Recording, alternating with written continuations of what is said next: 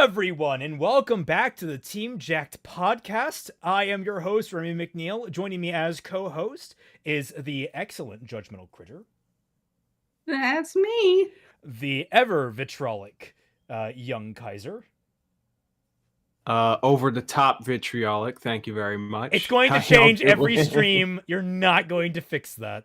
I don't know why. I don't know how this got started, but it's gotten started, and I guess he's not going to stop. And the it just keeps coming. Wonderful Twilight Guardian.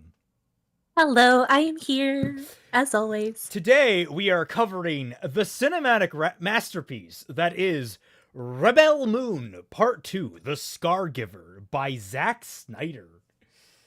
I just want to say that, like, this one wasn't as bad as the first one. Like, I almost nearly enjoyed it.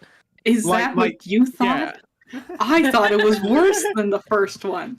Oh, wow. Okay. We're off to a great start. Because, like, at least in this one, we weren't, like, traveling around at breakneck speed to, like, 50 different planets. We actually just stayed in one place and got to know characters better. Well, yeah, even though that it was terrible. Next speed now. Paladin says, cute voice. I serve the realm of dreams in the land below the bed on behalf of my human cub. I watched as she grew, found love, moved on, but she was not there when the trash bag came for me. Oh no! No!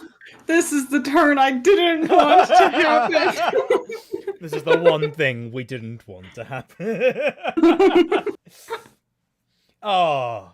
The sad Toy Story ending. Oh, don't. Sad. Teddy Bear Paladin, you gave us such joy, and now you've ripped it all away. I fear for next week now. Oh, God. All I gotta say is he better commit. They better commit the rest of this. Oh, but okay. So, I was gonna say, I loved this one more than the last one, but that's just because I want to say more stuff happened, but that's not accurate. There was more energy in this film than the last one. It didn't fucking drag as much. I love it. Yeah. Nowhere near that. Yeah, and I think that contributed to my enjoyment of this film compared to the second one, or the first one. Sorry. If you can call it enjoyment. I will say this one had a better sequence. I would say the best sequence out of both films was in this one, where we get that big chunk where we just see everyone's backstories. Mm-hmm. Oh, the backstories that we already knew about. I was gonna say, I they hope explained it in the first movie. I hope that is a relative statement in terms of better. It is. Well, the thing was, I was like, any one of their backstories would make for a vastly more interesting movie than the story we're in now. Yeah. Well, honestly, yes, but then it gets ruined right after when they decide to fucking make a deal.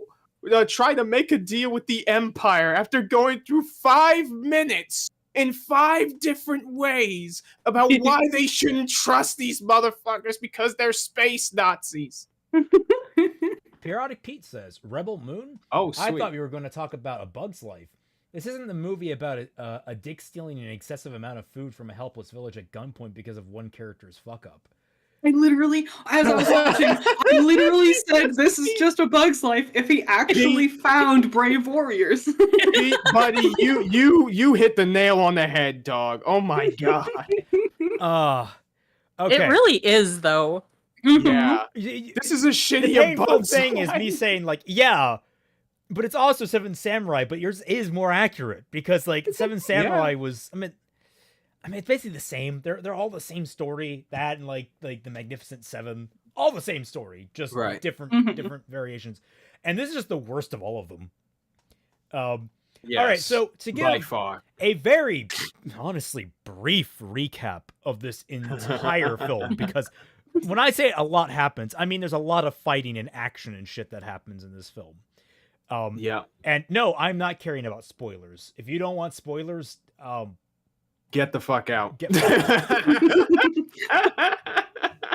I mean, like, why would you be here to listen to us rip on a bad movie if you didn't want to know what the bad movie was about?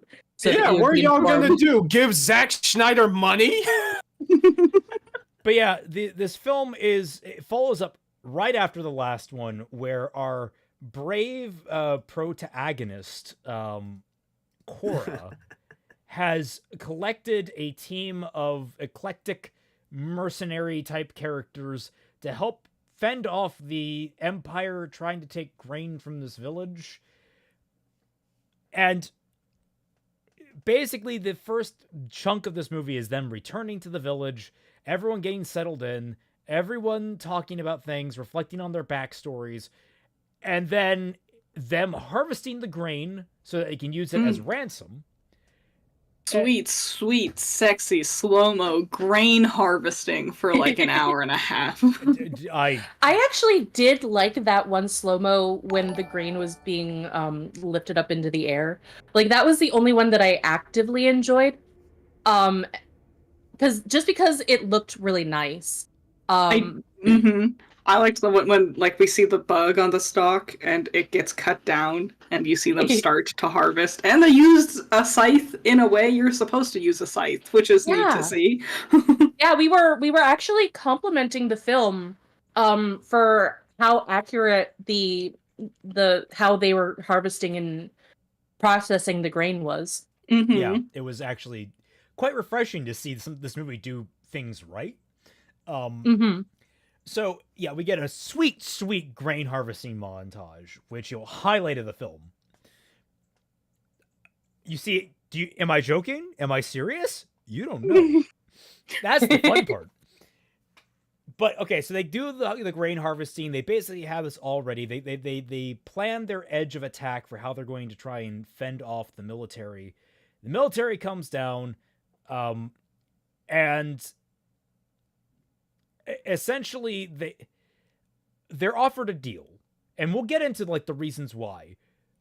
Kora has the option of giving herself up and surrendering herself in exchange for the entire army just leaving the place alone. They won't take any grain, they won't harm anyone's head, they'll just take Kora and leave. And then they ruin best character Steve even more. And he ends up basically provoking the whole fight, which then basically rounds out the rest of the film, where it's just, I want to say after the... Yeah, okay. So it's around, it's like at the 1 hour mark. It's like almost an hour-long extended combat sequence between the village and the army. Which, I mean, when you actually think about that, the amount of effort and time and work that went into this from the production standpoint, really freaking impressive. It is. I will not. It is. There's elements about the production to criticize, but I will say the amount of effort and care and love that went in from all the production people, I'm trying not to shit on that. I don't think you guys like cheaped out. I think there was bad directorial choices made overall. But basically it ends up spiraling into this fight where they take down the entire enemy dreadnought, and fend off the military. The rebels from the last film come in, rising on a wave of glory to fend them off, and they bury their dead. The movie ends on the "we are here to fight," and we're going to go out and find the princess and fight back against the frickin' Empire. Yeah, because she's alive. We learned about that at literally the very last second. Yep. Yeah. Yeah, even though that we saw a flashback of her being shot in the chest, Anastasia Romanov style, and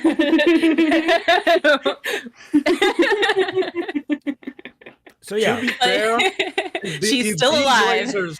If these lasers work the same way as current lightsabers from Star Wars, that makes sense, because no one fucking dies from them anymore. well, I mean, I was just gonna say she has healing magic. She probably just healed like instantaneously, and they just dumped her body somewhere, not realizing that.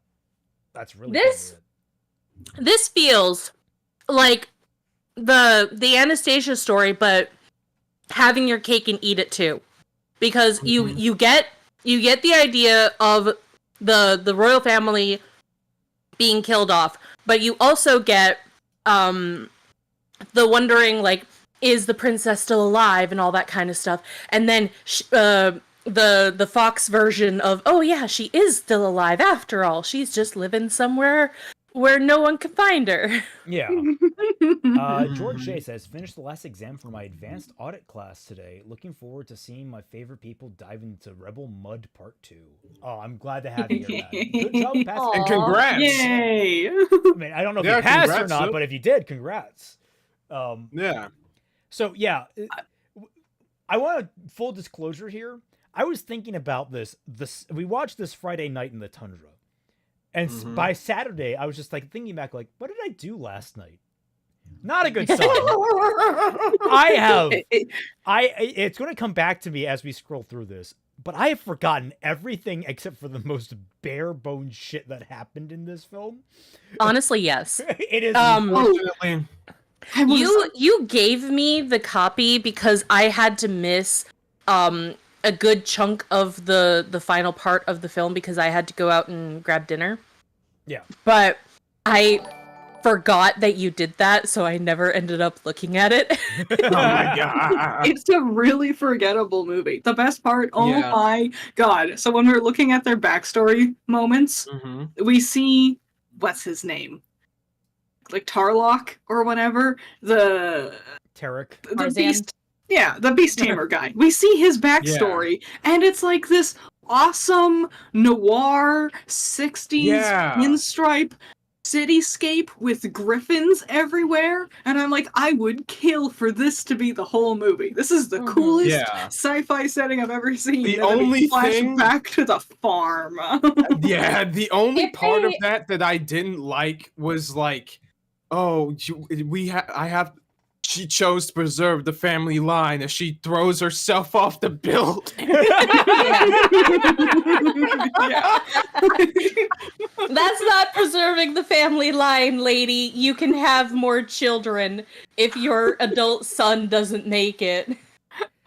Save yourself and preferably your son, but mostly yourself because you can have more children. So to give us a little more of like a backbone, to actually work from, I thought we'd go like character by character and discuss them, I guess. Sure. Try and start from the most, like, I would say pointless characters to the most not. But like that's really hard because they're all a varying shade of useless. I was gonna say. Well, let's talk about the lady whose name I keep forgetting because she is so inconsequential Nemesis? to the story that that bitch. Nemesis is the biggest waste of screen time ever. She really is. She is a waste of good character design, dog. Literally, she is like. Who are you talking about? Which character? Robo Arms lady, the only member of the mercenary group that actually fucking died. Oh, yeah. The Asian one. Yeah. Yeah, you know the woman who decided the smartest thing she could do to seek her revenge was to cut off her very functional arms and replace them with robotic ones because that was somehow better? I think okay. I think there's actually a reason for that. They just did a crappy ass job explaining it. So it seems like in this universe, they're not lightsabers like superheat the hilt of the blade as well, which is the dumbest thing in the world. Because when at the end Kora was grabbing one and was burning her hand, so she had to wrap it up in something. Yeah. And I think that's why Nemesis cut her arms off so she could actually wield them. But they didn't explain that. Wear her gloves. She can just wear gloves to do them like everyone else. Or here's an idea, guys. Here's an idea. Gauntlet. You build your swords with a functional goddamn hilt. Dude. This is. I have not seen bad saber design like this since Gundam Seed, dog. Gundam Seed sabers are more functional than this because sure, there is no repelling factor, but at least you're not risking burning your fucking hands off. Also, you know what they don't say, what they don't show with this? They show her cutting off one arm but having already replaced her other one. So that implies that she had to have like held on to the flaming sword that burns your grip to do it before we cut. Yeah. Like, we just cut past that part conveniently. Like, she could have Yeah. had just lost her arms previously. She didn't eat. Like, this didn't improve the story, having her do No. it right now. No. What's also a shame. And the worst thing is that she already told us about this backstory in the last movie. We just didn't get the visuals to it. Yeah. So this was completely pointless. Also, one thing that I realized they could have done that would have been kind of neat is if her arms were like misaligned length or were adjusted differently, and you could tell because she didn't cut at like the same length each time. That'd be cool. That would have been like a neat Yeah. little detail. Like you just, she accidentally cuts it like in the middle of her forearm, so she has like one awkwardly long arm. Mm-hmm. Also, that doesn't count, Josh. I'm talking about C, not the original Gundam. Also, like, what would be the point of having the robotic arms work when you cut it off with a burning weapon, which would cauterize all of the things that you need in order to make the robot arm work? And how does she even fit it on actually, there? they To did. the stubble. How does she even? Okay, they do actually do show the mechanic of it, and I appreciate it. So the bottom of the arm like extends outward into a clamp that like clamps around the stump, and then it drills into the flesh, into the bone and flesh and everything. I actually really appreciate. I think it's actually like for a arm that is supposed to replace your arms, a mechanical arm that's supposed to replace things. It actually seems like for an emergency design, it's actually pretty good. I do question why you had this on fucking hand, mind you. Like On hand. I knew that was coming. I committed. Of her ancestors or something, because the culture used to be a warring culture, but then eventually, for some reason that we won't ever understand, they stopped and became a peaceful culture. But they didn't get rid of their previous warring weapons and stuff. They just kept them there. And none of them helped their village from getting destroyed. Nope. Yeah. So yeah, it's a neat arm. That's really all that's going for, because then it's just generic. I want to avenge we must save my family. It has like a whole thing with the little blonde boy, because children is her entire story arc. Oh yeah, that's why she dies. Like she had like one cutesy interaction with this one kid in the village, and like I guess that's just her character, because when she battles the mooks and she dies, the freaking kid is the last person to like, talk to her and cradle her body and shit. Yeah, she dies in his arms. He's like 7. Yeah, we're supposed to care about that. The relationship couldn't have been that well defined, because he never once gets a name. This random blonde child she sacrificed herself for. I don't think he ever spoke. But in fairness, No, I don't think he does. She barely has a fucking name. All we know is her name is Nemesis. But I think that was that even spoken once? I don't remember. Yeah, it was. It was spoken a couple of times, but in such a way that it's never focused on, so that's why we don't ever remember it. Oh, it was when they had that weird ceremony where they're like, all you are our heroes. Here, I made you a towel with a picture on it. Here's your towel with a picture on it. And then we described their characters and how they affected them. And it's like, we have not seen any of this. They have been here. Now, okay. Not really in its defense, but in like comparison to the last film, this is more than we would have gotten. Honestly, like yes, because what we gotten before was nothing. Yeah. So like, I think compare it would have worked a lot better if maybe she saw virtues in them that was tied to her culture and stuff, and so she fashioned these things surrounding her culture and said, I'm giving you a part of like my culture and allowing you to become my family or whatever. Well, I was gonna say, because of the good deeds that you've done for us. It is infinitely better than Kora being so poorly integrated into the village in the first film, who she's supposed to be in there for 2 years. Here, at the very least, we get backstory information, I think, before this, and we get like them actually working in the village together, so we actually see them all cooperating together, and there's a little bit of that bonding. We at least get Except that. for Nemesis. She slept the whole time. Yeah, she slept and then like scared off a child. That's Despite having robot arms, which would maybe sort of be useful in, farming, probably, she just doesn't do anything. We don't ever see her on the fields. it's bizarre how they just she's a nothing character. There is no purpose to her.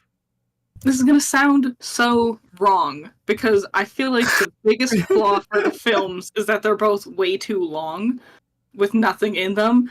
But I think the best way we could fix this story is if it was a TV show, which would arguably make it longer. But I think if we had more time with the characters be characters, all things would be solved.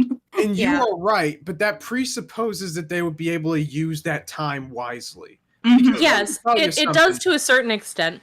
I also think a good way to have done this would be to do it Avengers style, where we get the focus on all of these individual characters and have them build their own movies, and then the final one would be Kora and her quest to go find all of these people, and then we already know about them. Dude, I want to see Tarzan's movie. I want to see his movie. I want to see what that shit's about. Freaking sci-fi griffins? I haven't seen How that did the guy wind up getting sold into slavery? What the fuck happened to him? Yeah, how did that happen? The idea of this like fallen prince who had to abandon his kingdom during its hour of complete destruction and wandering around space, not knowing what to do and finding himself into slavery. That's a story. Very avant-garde, but I like the idea of a TV series where you start out maybe with like General Titus's story, where you follow him and his eventual fall and the betrayal of the Empire and all that kind of bullshit that happened.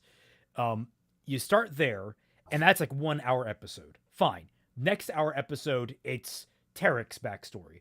Then another hour episode is Nemesis' backstory. Then another hour episode, it just goes through. And then in the middle of the season, you get Kora, and that's where it transitions from an episodic over to a serialized, and it becomes her traipsing around the universe, gathering these people to come back for this massive hour-long fight sequence at the end.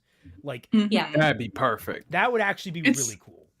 It's the conundrum of when people say they want, like, it was always Ruby. People would always say they want Ruby to have more episodes or longer episodes, and I'm like, no, the problem isn't how many it has. It's what it does with its runtime is the real issue. Because we could have gotten a ton of that stuff in these 2 films as well. But they didn't. Let's be clear here. Right. This would have fixed some of the larger problems in the story, but it would have not fixed some of the largest ones in the story.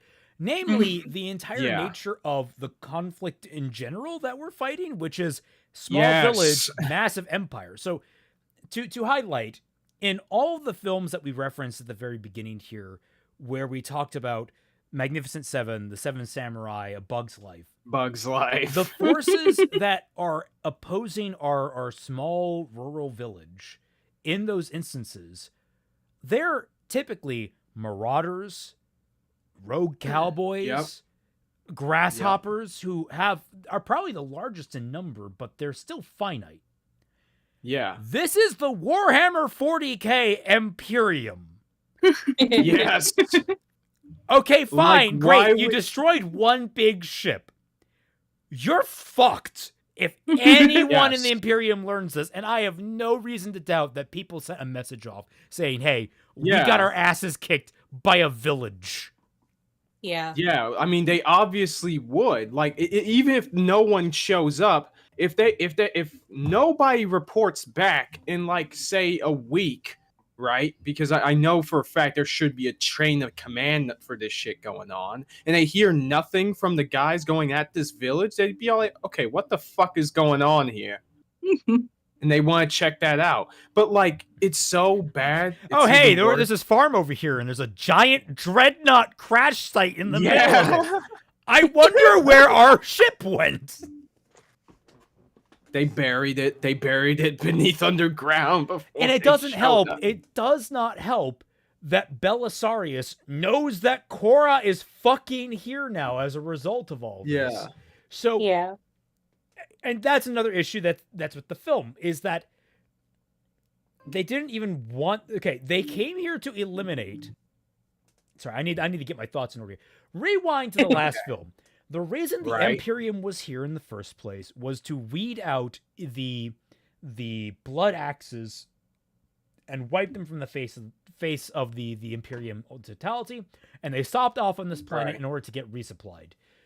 Oh, speaking of the blood axes. Oh, the sister coming in just in time to be useless. It was so fucking funny. We'll get there. I'm It recapping. was. We'll get there. So their entire purpose was Yes, to we'll deal get with the there. blood axes, and then they came here to this particular planet just to get resupply. They wanted we need food. That's all we need. We're running low. We're cut off from our supply lines because we're so deep into this territory. What have you? Kind of weird, but whatever. Yeah. And there are issues with that. We've already gone over that in the last stream, so check that out. Sure. But in this time, now it's they destroyed the planet of the people that were protecting the blood axes. It is implied that the blood axes would have gone down with them, but I guess not, as we learn later in this film. Yep. And now the only thing that is of concern is no longer the blood axes, but securing Kora, the Scargiver. Right. Why? So there's a point in this film where Kora has the choice to surrender herself to the Empire and spare everyone the potential of being slaughtered by the Empire. Now, we've been given multiple examples of not to trust the Empire. So, Yes. I kind of get this. She herself was the one that said not to trust the Empire. But she is heavily considering this, and on the off chance that it might save lives, she is willing to give herself up. Instead, she is robbed of the choice. She is robbed of the choice because our good friend Steve, they call him Gunner in this, but his name is Steve. Steve. No, they don't call him Gunner. They call him Gooner. Right. Okay, that was weird, right? That was Anthony Hopkins definitely called him Gooner. Yeah. Yes. He gooned too close to the sun, and now he's dead. Oh, spoilers. That opening monologue from Anthony Hopkins, it was like the dumbest word salad. It was just like, then they went to the mines of Flimbledorb and picked up Spim Bam Bim Blam. Then they went to the trees of Fumbledoo. And it's like, you're just saying things. Yeah, It means nothing. The power of Supermagifragilistic Espialidocious. I'm sorry, Anthony Hopkins. You're not beating what's-his-face at the end of Blade Runner, who gave that gorgeous Tears in the Rain speech. What is that character? He's the second guy that voiced Xehanort in Kingdom Hearts. Oh, what is his name? I know who you're talking about. Fuck. Yeah. Yeah, it's not, I mean, obviously not Nimoy. It's... Rest in peace. Both of them rest in peace. That guy also Yeah, both. died. Xehanort just kills people, all right? No one plays Xehanort. Stop having Xehanort in your He game. killed 3 of his voice actors.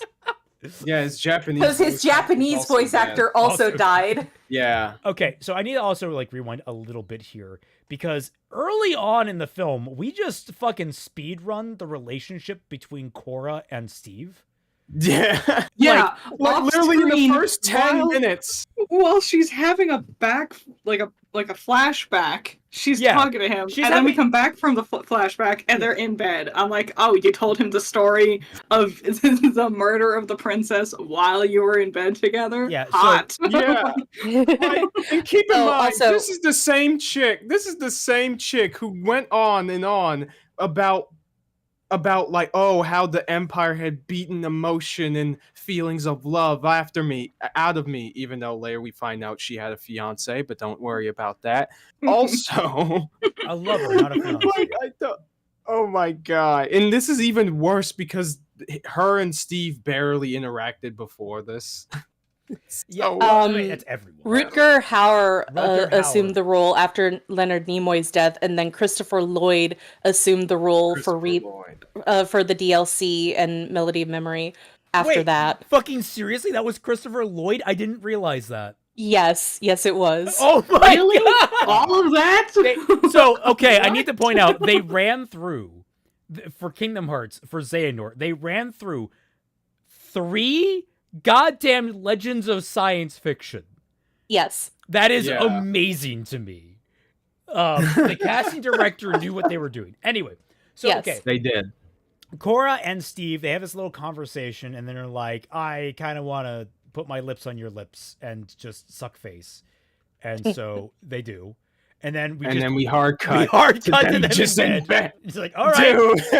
Dude. And then she starts going off about her traumatic backstory about how basically she was raised by General Belisarius, or Admiral, or whatever rank he is, to be the fall person. Like, she kills the princess. There's this whole like it's she was part of a coup, and then she was made the fall guy for being a part of the coup, and she somehow escaped. She somehow escaped, though there was they let her leave. Like, she kills the princess after shooting a bunch of people. Yeah, she shoots him, and it just runs and leaves, and somehow escapes. It's what the fuck, dog? That's so she leaves. So fun. No. Dude, we gotta point out the best part about this backstory. They had an in-universe non-diegetic, or is it diegetic? Oh my god, I don't care. Some kind of jet orchestra. They had an the orchestra entire time for you the coup d'etat. You can see them in the back. There's they were playing throughout this entire scene. You don't get it. Not only was it diegetic to like the scene and everything going in, they have bags over their heads, so they can't see jack shit, we presume. But they changed the entire song when the betrayal happened to fit the mood. Yes! They had to have been in on it. Because once you hear, like, the gunshots and, like, the king screaming, I think someone holding a violin would have been like, maybe I should stop. It was, dude, legitimately, it's one of the best things ever put to cinema. And I will, for whatever sins, for that? For whatever sins, why did they have the bags on their heads? I thank Zach Snyder for this. It's one of the greatest things I've ever seen in a film, ever. And we get all these slow-mo shots of them playing their instruments as like soldiers are playing. See, this is what I mean when I say I enjoyed the film a lot more than the last one. That was the highlight of the film. Yeah. Because you have scenes like this which are so enjoyably stupid. Yes.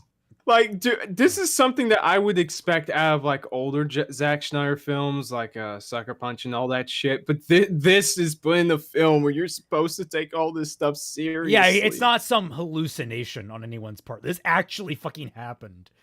But yeah, she explained her traumatic backstory while still, fucking sitting on his cock, and I imagine that's pretty awkward. So then the next morning, they get up. Yeah, I killed a child, Steve. Wait, why did you get her?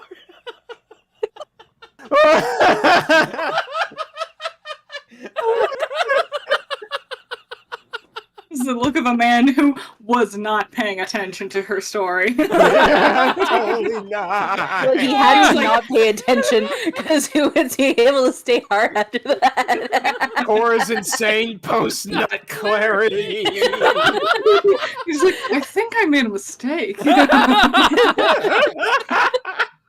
So yeah, basically fast forward, they harvest all the grain, they get up to the point where, actually, oh my god, holy fuck, it's like 40 minutes later, it's when like the next relevant scene between the two of them. And it's where basically if they ring the bell, that means war has started. So Kora's like, okay, look, I know that these are backstabbing assholes, but on the off chance that it's going to save everyone's life, I'm going to take the sacrifice and surrender myself to them. And it's even better. It's even better because earlier in the film, we got the gladiator guy's backstory, the general guy, and he did this exact same thing and got backstabbed for it. So, like, why would you think that this would work? Yeah. In fact, as we just said, freaking Kora got backstabbed even though she was perfect. Oh Yeah, my it's like, God. no, but I still, there is a moment of like, okay, no, I know this is probably going to be a trap, but on the off chance it could spare people's lives, I'm gonna take it. Like, it's like she knows that she could be betrayed. As I am choosing to believe that's what she's thinking. I think that at that point, you've gotten so many like instances of the Empire backstabbing people when they try to give them mercy. You should know by now that this is just a ploy. Yeah, how many backstabs does it take to screw in the light bulb? Yeah, I was just about to say the exact same thing. We shared the brain cell for a second. You shared the light bulb. Which is more than what Zach had while writing this, apparently. It was holy like, fuck. Okay, so she's trying to do incredibly stupid, but also incredibly noble. Like, there's like a whole like mixture of like whether or not this is obviously not the right call, but they're also standing in front of a bunch of these assholes. Regardless, she makes her choice For no reason. and then Steve officially downgrades himself from Steve to Gunner because he makes the choice for her, robs her of her agency, and starts the war anyway. And literally everyone watches him pull a fucking pistol from her fucking hip, raise it, and fire it, and no one of the soldiers react to this. You know, the ones with guns that were right in front of him, 3 feet in front of him. Yeah. So, okay, let's be clear. Gunner is now directly responsible for the death of everyone in this village that dies during this fight. Yeah. Including himself. Spoilers. 100%. Yeah. Including himself. Including himself. Okay, so speaking of deaths that happen in this village, I have a bit of a tinfoil hat theory about something. Who was the hot guy that was like the big strong dude from the first movie? We called him Chad. I theorize Chad was supposed to be a much bigger character, given how much like emphasis he got in the beginning of the first movie, and then he dies in this one, and I'm like, he must have been in the original script. He must have been a way more important person because this means nothing to me. Oh, I feel like there's supposed to be a love triangle, and that probably got cut. Yeah, that was what I was thinking. Oh, wait, was that the guy that died in the tunnels that blew himself up? No, that was just a random dude. That's the guy that he was the one No. Why did he get so much focus? Why did he get the big emotional death scene? Because he had a bazooka, Twilight. I was gonna say the fact that Gunner shoots his pistol and rings the alarm bell leads to one of the funniest fucking moments in the film, where this hatch opens up, where they've dug a bunch of tunnels and trenches underneath the farm. And this guy just pops up and immediately bazookas the fucking capital dropship they have. That was the funniest shit. That was awesome. That was legitimately good. And somebody actually had a brain. Like, if only more of them actually did that. Also, everyone within that blast radius should be fucking dead, but none of them seem to be. Explosions have no power in this universe. Like, I really wish that explosions had more than just visual effect. I remember there's the rule of if you can feel like if you can see the shockwave of an explosion, if you're in that, you're dead. Because there are 2 factors, or there's 3 factors to explosions, and 2 of which movies always forget. The first factor is fire, which is the most flashy, the fire and smoke, all that kind of stuff. You see that in films all the time. The second one that they sometimes remember is shrapnel, which if they really need to injure a good guy or a bad guy, they'll remember that shrapnel exists and they'll like lodge it in a thigh or an arm or something like that. Rarely will just pepper someone and just completely take them out of the situation. But sometimes they remember that's there. But the third thing is the pressure overwave, which itself can rupture goddamned organs. So, yeah, everyone in the pressure wave should be dead. But apparently not, because you just jump into some water. The main villain, who is standing right next to the damn thing, doesn't die. Anyway, this just kicks off the entire fight sequence where everyone's just fighting all over the place. Who else should we... I mean, I guess we could go to like the end of the film now where they're next relevant. So Kora and Gunnar, earlier in the film when he was still Steve, they found the ship that she crashed in on. Yeah. Yeah. It was just sitting there for 2 years and apparently perfectly still works. Completely And functional. everyone's like, yeah, we just found it. It's here. And I'm like, what? They knew where it was. They just didn't. You know what it would have done? It would have saved them a whole lot of fucking time because you knew where the blood axes were and you had an operational ship. Yeah. Oh my god. The whole movie could have been done in such a shorter period of time. You could have skipped Kai entirely. Like, you could have had them go to the bar to get information, and then when Kai says, oh yeah, no, General Titus, he's on Pollux, and it's like, oh, great, wonderful, and my friend Steve here, he knows where the blood axes are. They're on this planet over here. So we know the 2 places we need to go. We have our ship back home. Let's go back home. Get the ship and let's take off. Or, better yet, you could have used that to fly to the next town over, because it would have been way faster. Yes. Yep. Apparently, because when the freaking Naxxes show up at the end of the film, they were apparently freaking step up away.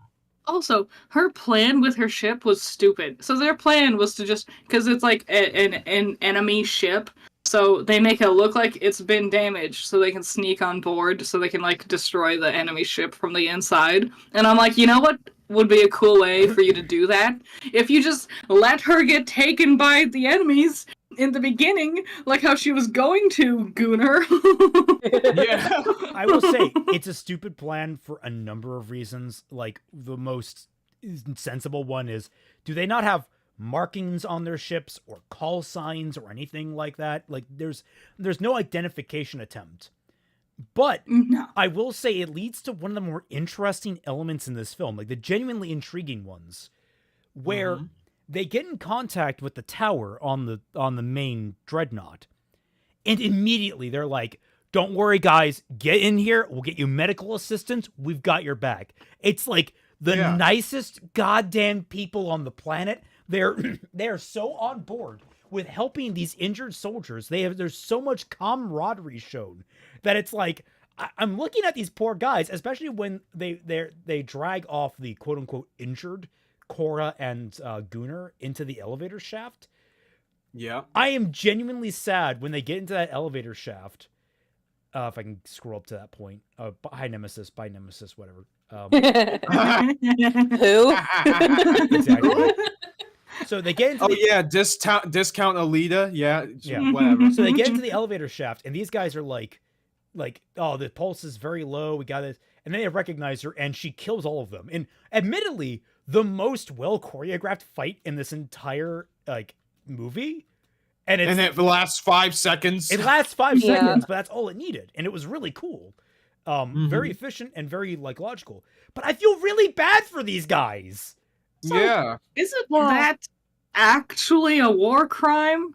Yes, it is. Attacking the medical staff? That's a war crime. Attacking medics and posing as enemy soldiers. Yeah. Specifically to then kill medics. That's like a double down on that. So, oops. Double whammy. When your good guys act more villainous than some of the villains. I guess that's the reason why you had to make the villain so over the top, so that the heroes committing war crimes that would make them incredibly unlikable characters would still look good in comparison, but guess what? It doesn't work! Yeah, which is why it isn't even acknowledged in film. Like, you would think that Gunnar would feel kind of shitty for having to do something like this. No, because he's just a pussy the whole time. He's a little baby who wants to Well, he is what he eats, though. He's like, my waifu is going to go run off and get imprisoned, and I can't live without her. Let me go risk my entire society's future to keep her here with me. Because let's be clear. He's not thinking at that point about all the betrayals he's heard about. He's not thinking about the double crosses. He's not thinking about it in the logical terms that we were discussing, why her surrendering herself was stupid. No, he's like, I like to put my dick in that pussy, and now I'm losing that. You know what? If I had a nickel for every movie that I saw where the whole conflict that threatened society would have been avoided if someone wasn't a simp, I would have 2 nickels. Which isn't a lot, but it's so weird that it's the second time this has happened. What's I'm the other talking one? about Weathering with You Oh, by Makoto Shinkai. I have not seen that. Never even heard Don't of it. watch it. It's terrible. It's terrible. Noted. I'm Okay, pretty is it sure funny that there to her? are a lot of films out there where characters act stupid because they got laid or because Mhm. they're simps. Yeah, I was gonna Because I say, want to get laid. like, Yeah. like the idea of, you know, there's like the noble way to take it, which is people dying for love, and then there's the the ignoble one of like people dying for their baser emotions. There Yes. are those 2 different angles you could take on it. This film decided brilliantly to try and take the dying for love angle, but it ended up backfiring because there's no connection here. There is only simp. It is awful. Yep. And it ruins He Gooner. gooned too close Sorry. to the sun. He's not Gooner, he is the goon. That is what this is. He is the goon. Gunnar Gunnenstern the So- fourth. The goon. So while we're talking about the villains, so first of all, I was thinking about how the critique Raymond was talking about last time was, who is the child on fire? It was the complete opposite this time, because that one villain dude would not shut up about the scar giver over and over and over again. Yeah. Well, I will say... Oh, go ahead. He showed the scar, and it's like this tiny, like, quarter-sized spot on his chest, and I'm like, that's the big fucking scar we're all worrying about? If you have a name like Scar Giver, I assume it's like a whole body thing, or like across your face, not a tiny little, like, Wait, oh, an I ouchie. I don't I even thought know. that was a different thing because he is. already had the scars on his chest because of his drug use Yeah. and whatever. It's where the tentacles go for his sex thing. Yeah. Which is weird. I don't know why they insert keep- that shit in this movie. Zack I don't Snyder know. hired this guy just to be in weird, like I don't know, like kind of reverse vor situations. Like this man gets fucking, Ew. this Yeah. guy gets Cool. born. This guy gets born from a fucking placenta. Like it's like dropped out of the fucking ceiling in the last film, and now he's in like a weird cocoon thing. Like Oh yeah, and he kills a priest guy because he was doing his job. right. The priest was like, sir, we can't do that. Like that's against regulation and all that shit. And he's like, I don't care. You're dead. Yeah, shoots him I in the am head. regulation. I am not Cillian Murphy. Regulate this motherfucker. Yeah, it's fucking weird, man. This entire he's just a weird character, and I am looking forward to the extended cut to see if we get the full tentacle sex scene. Yeah. Oh my! What? Why would you want to see Raymond that? wants to You know, have a I'm good not time. gonna- Because I would love to see someone just go that, like, Zack Snyder's like, yeah, I like tentacle hentai. What of it? That's a weird one in the middle of my movie. I want someone to have the balls just to show off their fucking kinks like that. Zack Snyder just is like, everyone have a goon break in the middle of my film. And then watch Hollywood just implode. Oh, but yeah, so the Commander Noble doesn't really change. He's just still the smug, smarmy asshole that makes a lot of really stupid decisions through the entire film.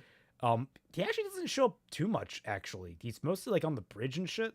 No, he has like a whole fight sequence with Chadley. Yeah. Yeah. It's Poor fucking weird. Chadley. Oh yeah, there that soldier that we liked from the first film.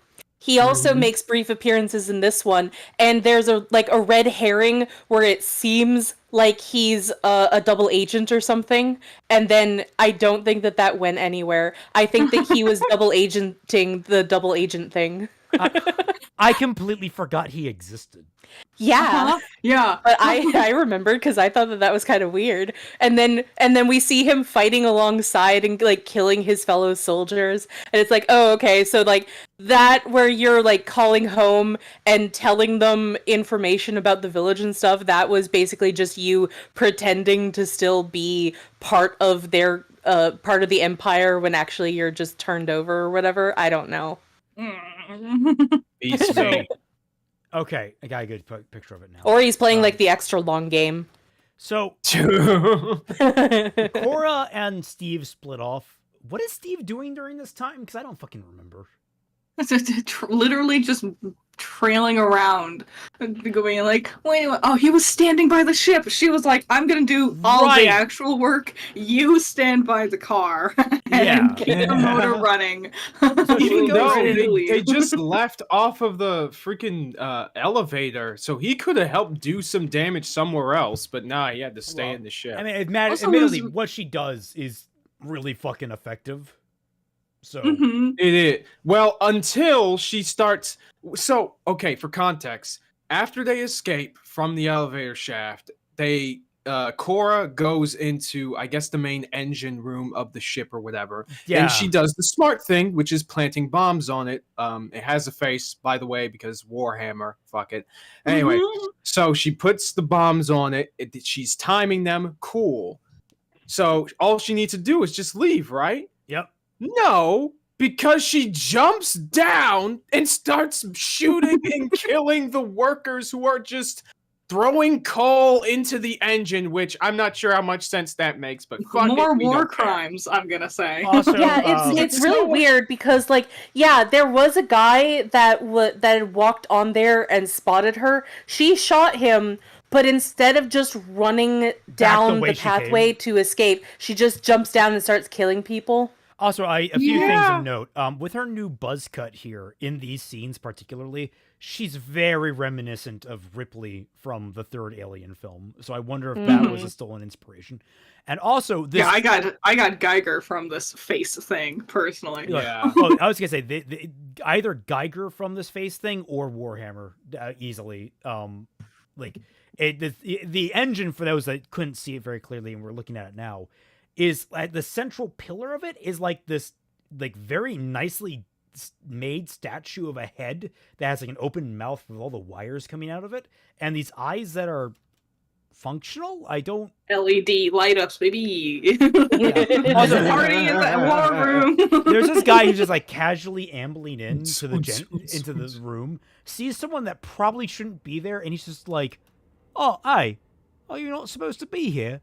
It's like, motherfucker! She's raising her hands before he's even drawn his weapon. Like, just keep your arms down. Put them down, draw your gun. Like, I mean, it doesn't matter because she just did a faster draw anyway. But you're right. Also, look how far he got down on the like walkway before he noticed something was up. It's like, I don't know, man. There's not much else to look at in this room. I was gonna say, it's really bad lighting in there, okay, Critter? Like, give him a break, man. Yeah, I don't know. Could be a mirage. I don't know why she jumps down. It's completely like it's just there's no reason. It's like the most she does it to kick a guy. Dramatic pose, like Sonic the Hedgehog ass pose. No, that's clearly Mario breaking a block. That's clearly that because he's using the fist. But she just, oh my god! This guy with a shovel was like confused. There's a woman that came running down here with a pistol. He's like, "Oh fuck!" and like panic swings with a fucking shovel. She kicks him into the furnace and incinerates him. I'm like, Jesus Christ! I forgot that was in there. Why? No, I'm just a civilian. And so basically by doing this, she has now alerted everyone to her presence. Instead of, oh, we have a dead body that fell down here, and now it's, oh, we know who she is. It's like, great. So the main villain is like, I'm going to go off and take care of her myself now. And he does this cool thing where he walks out of the room and pulls a sword off someone else's back. Like it's kind of neat. But also this guy is carrying like a stone tablet from like, or an accordion or something. I don't know what it is. Like, this man just came down from fucking Mount Sinai with the 10 Commandments. I guess. Which it might be this weird religious shit going on all this time. What's going on? Everything okay? Oh! Yeah. You know, I was happened? I was patting my back earlier because I'm like, there's no scuff, and then I realized I have not been casting this entire time. Yeah, no, you haven't. Well, nice job, buddy. Always something. Now, in fairness, one of you could have told me, but no one did. So, I mean, I wasn't on cast, so I was, so I could have, but I thought that you were just doing it somewhere else. All right, there we go. Why is my stream paused? It says you've minimized your application. What? No, I have not. What the hell? not with that attitude. More scuff, glorious scuff. Scuff, glorious scuff. But yeah, well, it's a Team JYCT staple. If we make a bingo board, one of them is definitely scuff happens. That's the free space, yeah. Okay, I'm gonna see if like face. switching off and turning back on will fix things. I don't know.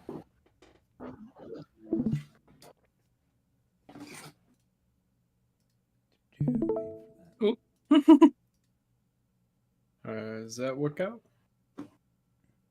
It's loading. It's making everything look fucking weird. Well, Twilight, you're in the shadow realm.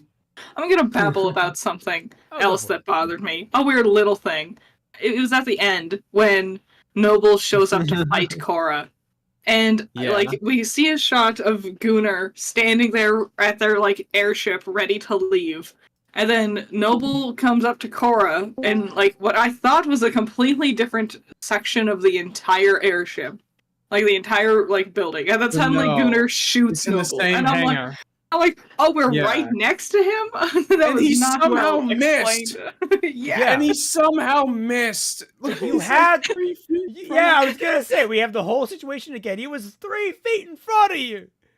And of course, Gunnar gets shot because he's a goon. Yeah. And okay, admittedly, I like this final set piece.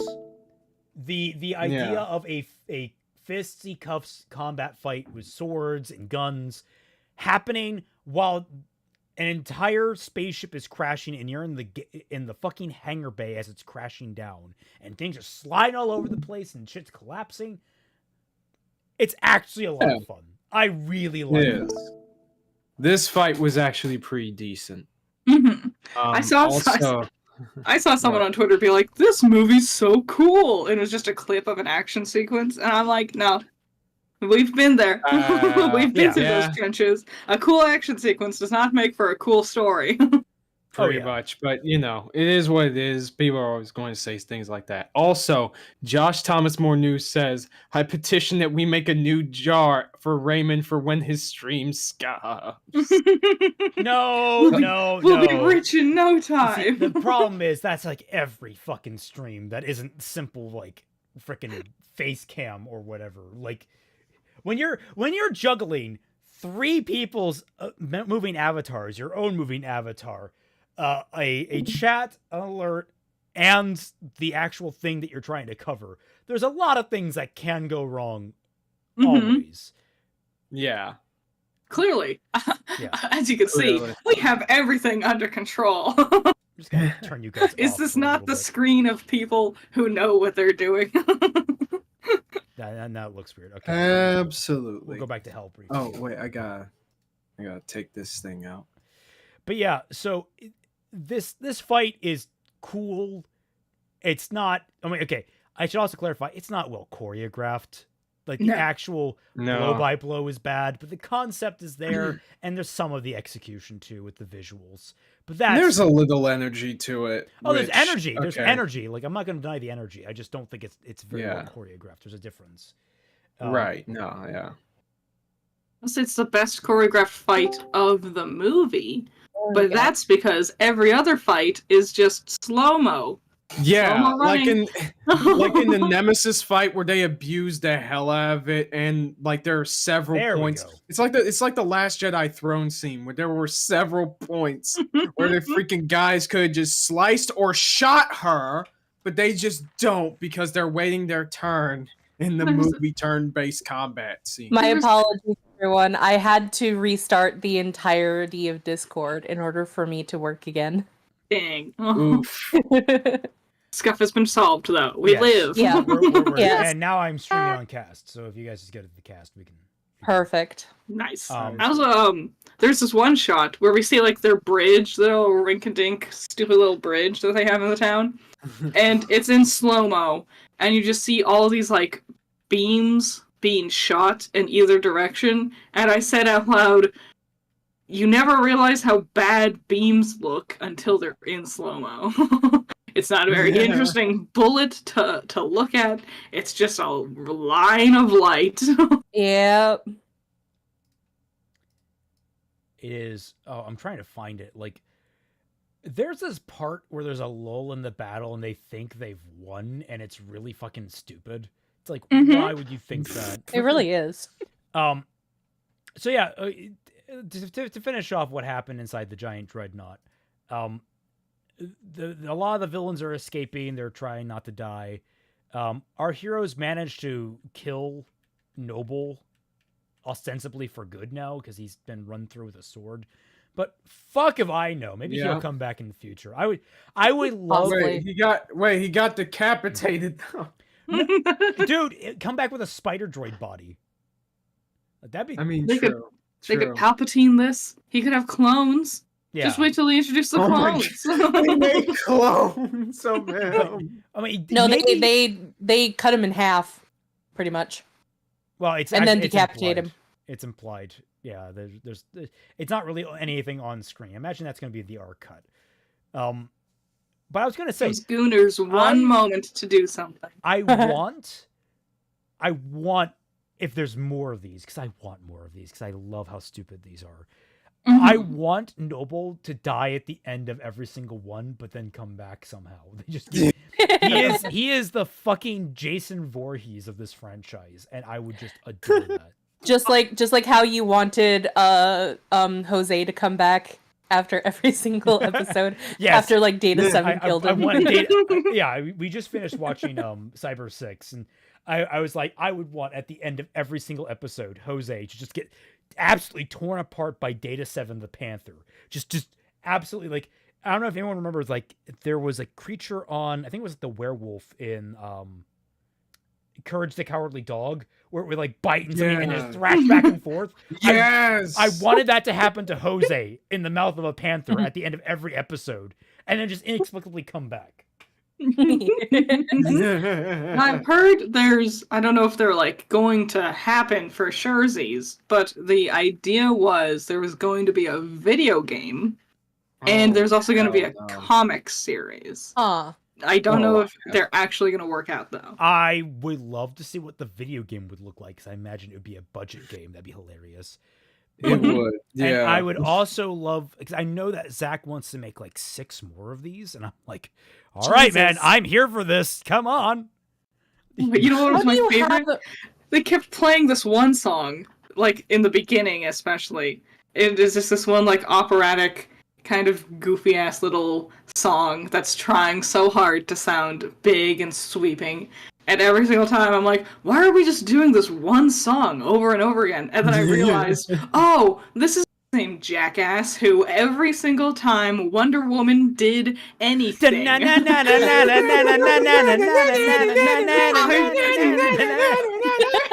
was like, I was fuming. I was like, stop! I don't want the electric cello anymore. How do you have enough content for 6 more movies? You barely have content for these 2 movies. Zach, wait. Is Future Stories getting writing advice from Zach Snyder? Maybe. So I want to point out, we see the impact for this giant dreadnought crashing into the planet, and you see the shockwave go out. Yeah. So I want to talk about something. I've mentioned this on stream I don't remember if it was in any of these Jack streams or it was else. So in a D&D campaign that I was playing, it was an alternate history where the Vatican had set up shop in Spain, and we were enemies of the Vatican. We were fighting basically a corrupt church, but what else is new? Our plan was to throw the entire city of Madrid at the Vatican. We did that. And were it not for magical bullshit, we actually calculated what the exact level of damage would be for a city-sized chunk of Earth to impact something flying at terminal velocity. Oh my god, I remember you telling me about this. Yeah, we calculated it that it would be basically a world-ending event 2 times over. Because Lord. I think, was it the meteor or the asteroid that destroyed the Earth initially, or destroyed the dinosaurs or whatever, was only like a mile wide, wasn't it? It was something crazy like that. Yeah. That's incredibly small. A city is multiple miles away. This ship crashing into this planet, I don't know if anyone realizes this, a thing of that mass crashing into a planet at full speed is world-ending. Like, well, it's not world ending because obviously we're still here. It wasn't even the largest mass extinction event in the history of Earth. That would have been the Permian extinction. The KT boundary that killed off the dinosaurs only killed about 65% of all life on Earth. The Permian extinction killed 95% of life on Earth. Oh, it only killed 65% of life on Earth. Yes. Only 65% and started an ice age and It's all that only shit. called an I'm saying extinction that level it's event. far from a world-ending catastrophe. It's an It is a extinction. devastating catastrophe, not a world-ending Listen, one. Yeah, look, it's a civilization-destroying thingamajigger that happened. I wasn't saying Yes. like the entire planet was going to get cracked in half. No, No, but, like this world-ending implies that all life on Earth will be eliminated. Okay, well, All right, now we're being pedantic. Yeah, I was gonna say we're playing the game of semantics here. That is what I'm here for. Regardless, yes, thank you for establishing my role. So let's be clear here on this. This crash would have wiped out at least half the fucking planet, at least in the long term. Like the amount of ash and smoke and debris thrown up in the air. Yeah. My God, it would have destroyed so much. It would have at least destroyed the village. Like they wouldn't have been able to do anything anymore. On a small scale, it has ruined the entire village.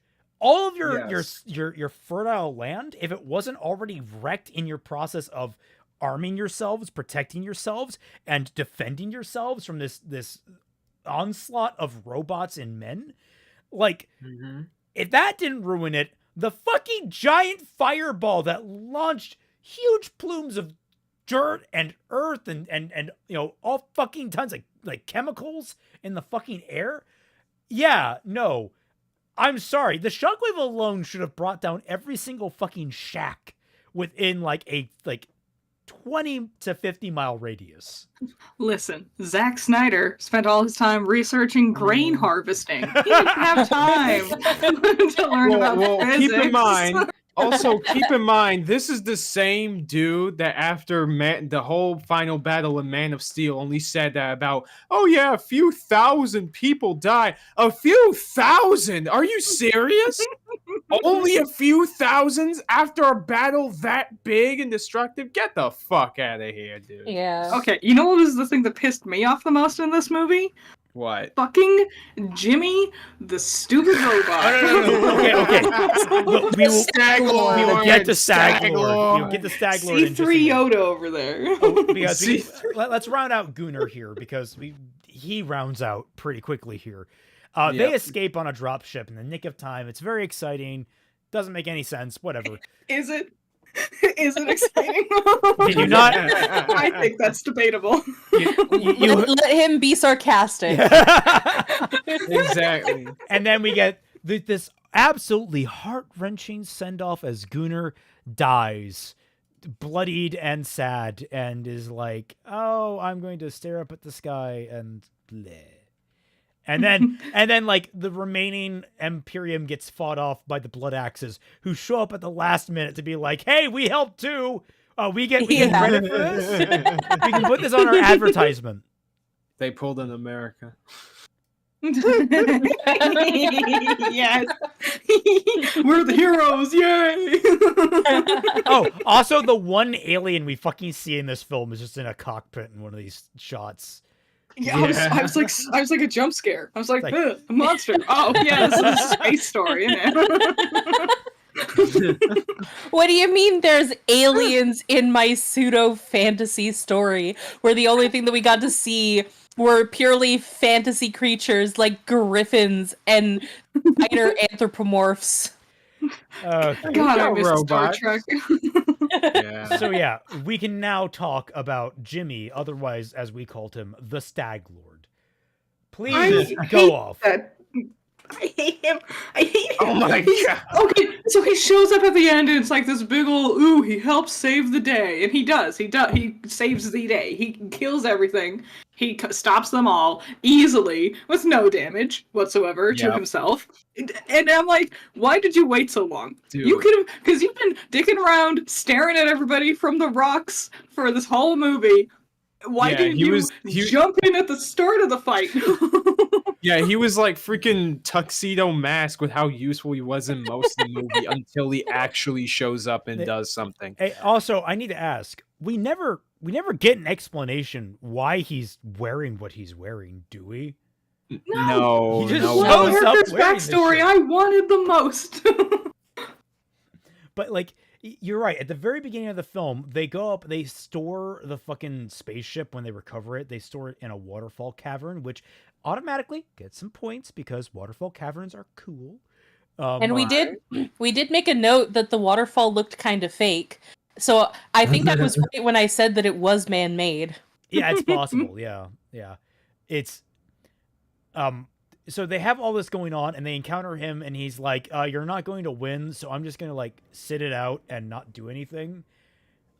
And then where did his antlers go? Did he shed them? And then they were back was at it the end. time? Was it time after robot running season where he just doesn't need his antlers anymore, so he shed them? It's like that. It's that one scene from Beastars, except it's Jimmy. I would love we just go up there and he has like fucking robot harem and it's like, how did you what? Bro. There's a dwarf rabbit standing next to him. I'm done. I'm fucking done. But I do at least like the visuals of him standing there in shadow, but his eyes are lit up. Yeah, that's good. Visually, he's fucking cool. Like they actually, I actually like this like mixture of like kind of, I have no better word for it than like pagan witchcraft type look. Like that kind of like stuff. The high future technology. That I do love the mixing of worlds like that. Yeah, that's always fun. But like, because like that's like it makes me want to play like a Warforged druid in D&D. Like that'd be a really fucking cool combination of things. Oh yes! Oh my god! You guys want to play D&D sometime? I mean, if you go Team in Jack D&D, I was gonna say like maybe on stream that actually be kind of fun to try and get that off the ground. We would need to get more people. we need a DM. Me. We need some. Oh, I volunteer as tribute. Yes. Oh, which brings me to like one of the bigger issues I think I have with the film is that like it feels the same as like Hunger Games Part 1 and 2, where like they front load a whole bunch of like it feels like two films that shouldn't have been two films. But they are two films. So they front load a bunch of unnecessary, boring, non-characterizing shit in the first movie.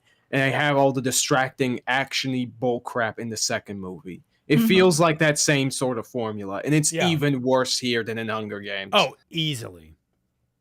It does, because like I remember, I think Harry Potter started the trend of having a movie be split into two parts. And that was a bad trend, and I thought we were past that, but Zach Snyder apparently isn't. At least with, like, you could make the argument that the Hunger Games and Harry Potter, like, needed to, because there was enough content there in order to make the films accurate to the books. There was nothing there for movies like this one or Twilight. We We recapped the characters' backstories. Not once. Again. Not twice.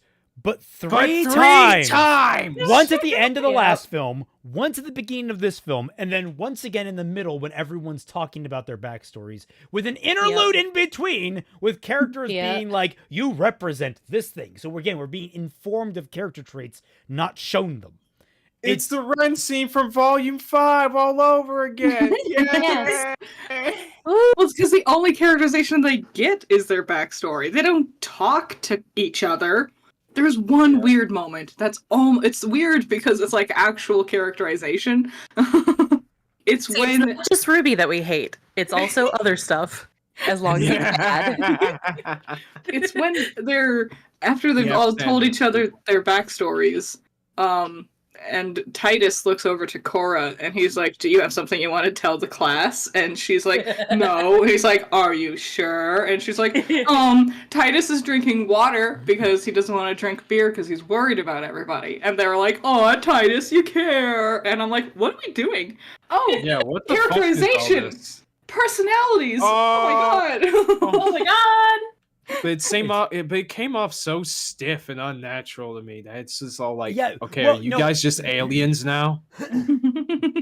No, I at least liked that she tried to deflect away from her backstory by distracting everyone else. Like that's at least good.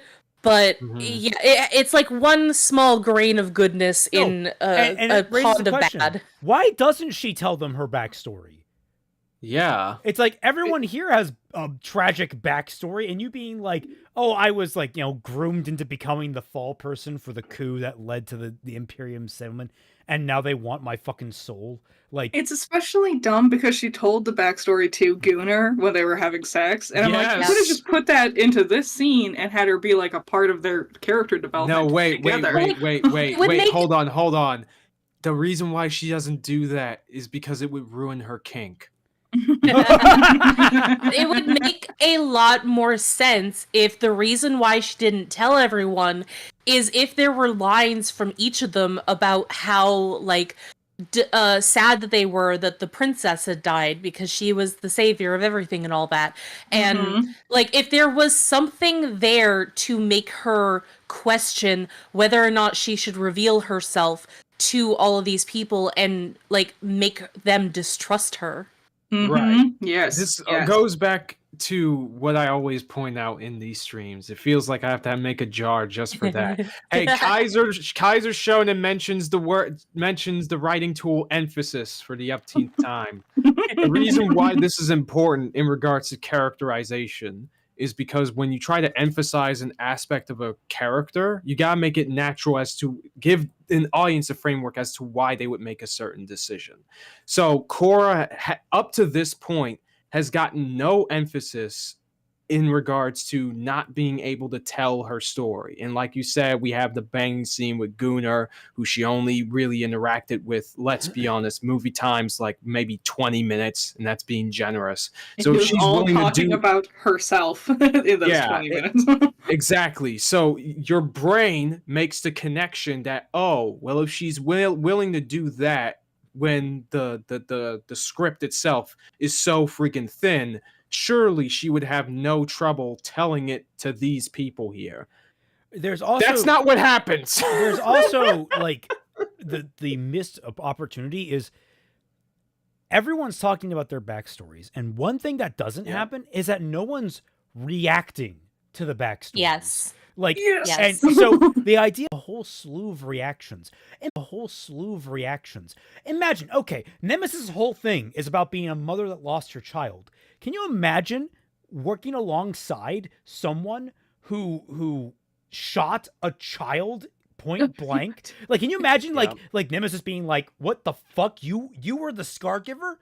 Fuck, I'm out. Why am I working with you? Fuck that." And like you have a whole mending relationship. Like you have to like fix those things. Like you miss all that.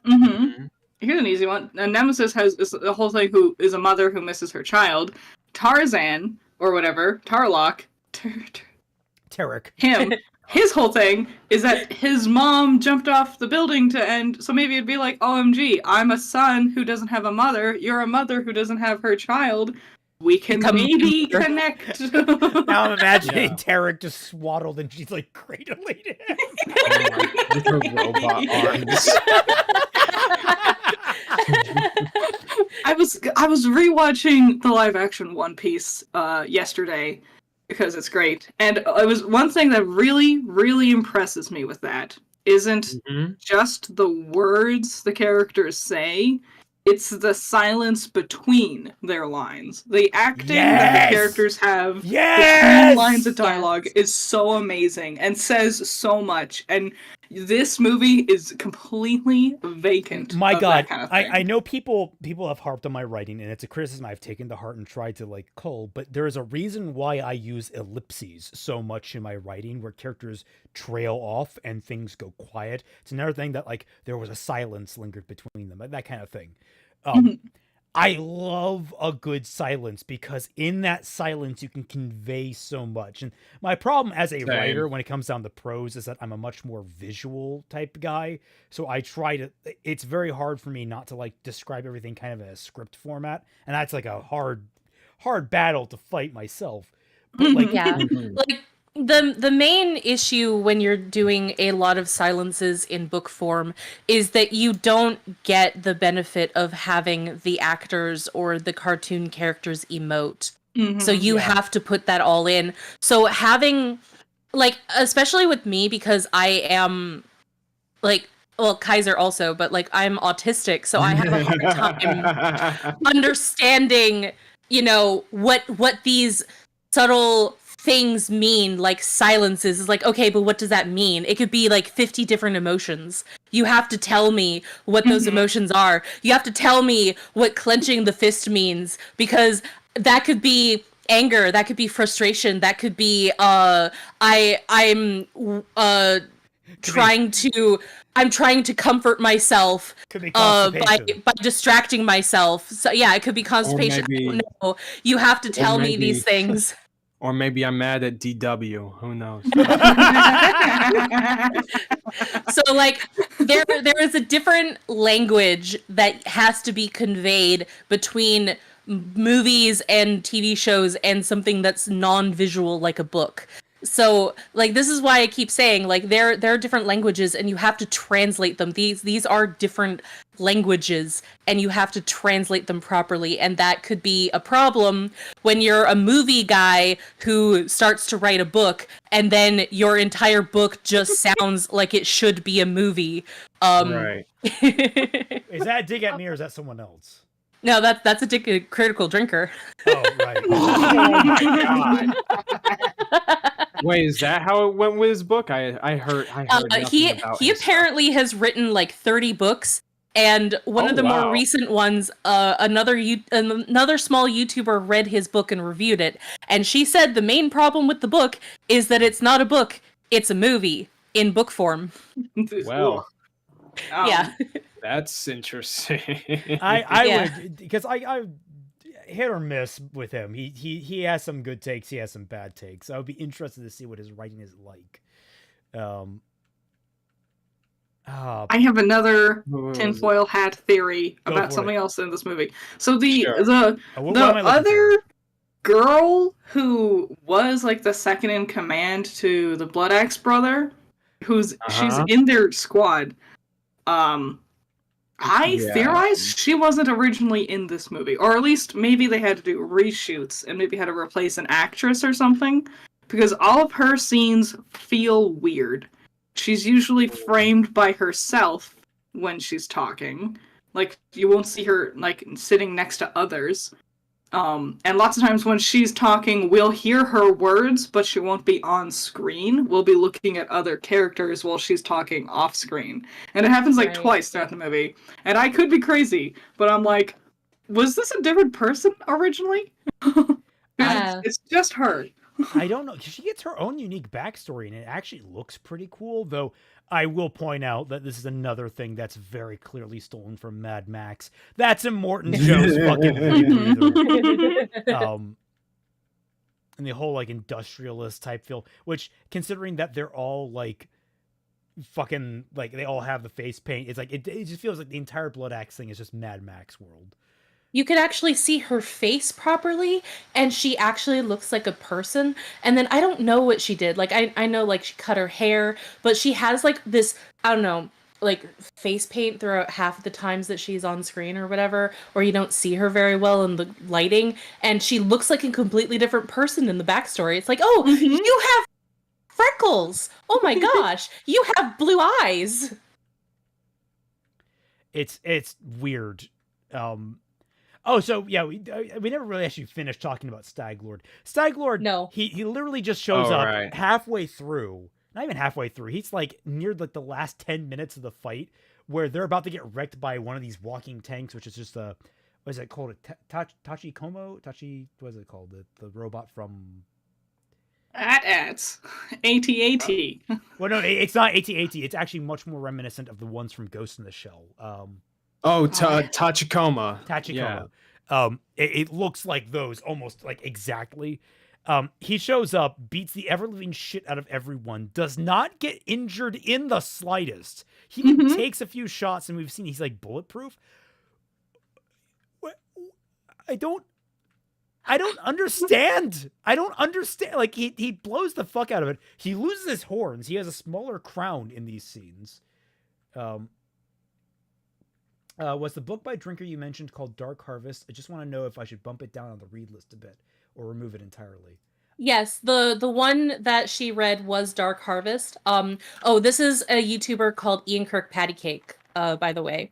If anyone wants to check out her stuff. She does mostly book reviews or news related to books. She's done some critical reading of Eric July's comic books, among other things. She does a lot of good work on her YouTube channel. She's very small though. She also likes to prop up a lot of indie authors who have published or like first time publishers and whatever. Yeah, she does a lot of good work. I enjoy her content a lot. So yeah, you got Stag Lord. He just shows up with you know, his crown smallened, and he then beats the ever-living shit out of like 30 guys, walks up to one of the walking tanks, moves the barrel out of the way, which, for the record, that's really fucking hard to do. Lifts the metal plate top, which is like heavier than a fucking sewer plate, and just kills everyone inside. He drops a grenade like a cool motherfucker, and all I gotta say is this is why us robots are so useful. Okay, you gotta respect us. But I was gonna say, like, he drops the grenade in here, and it's like, you could have just killed the last pilot, and we could use the tank. Yeah, I think I said that first. What were you saying about usefulness as a robot, Kaiser?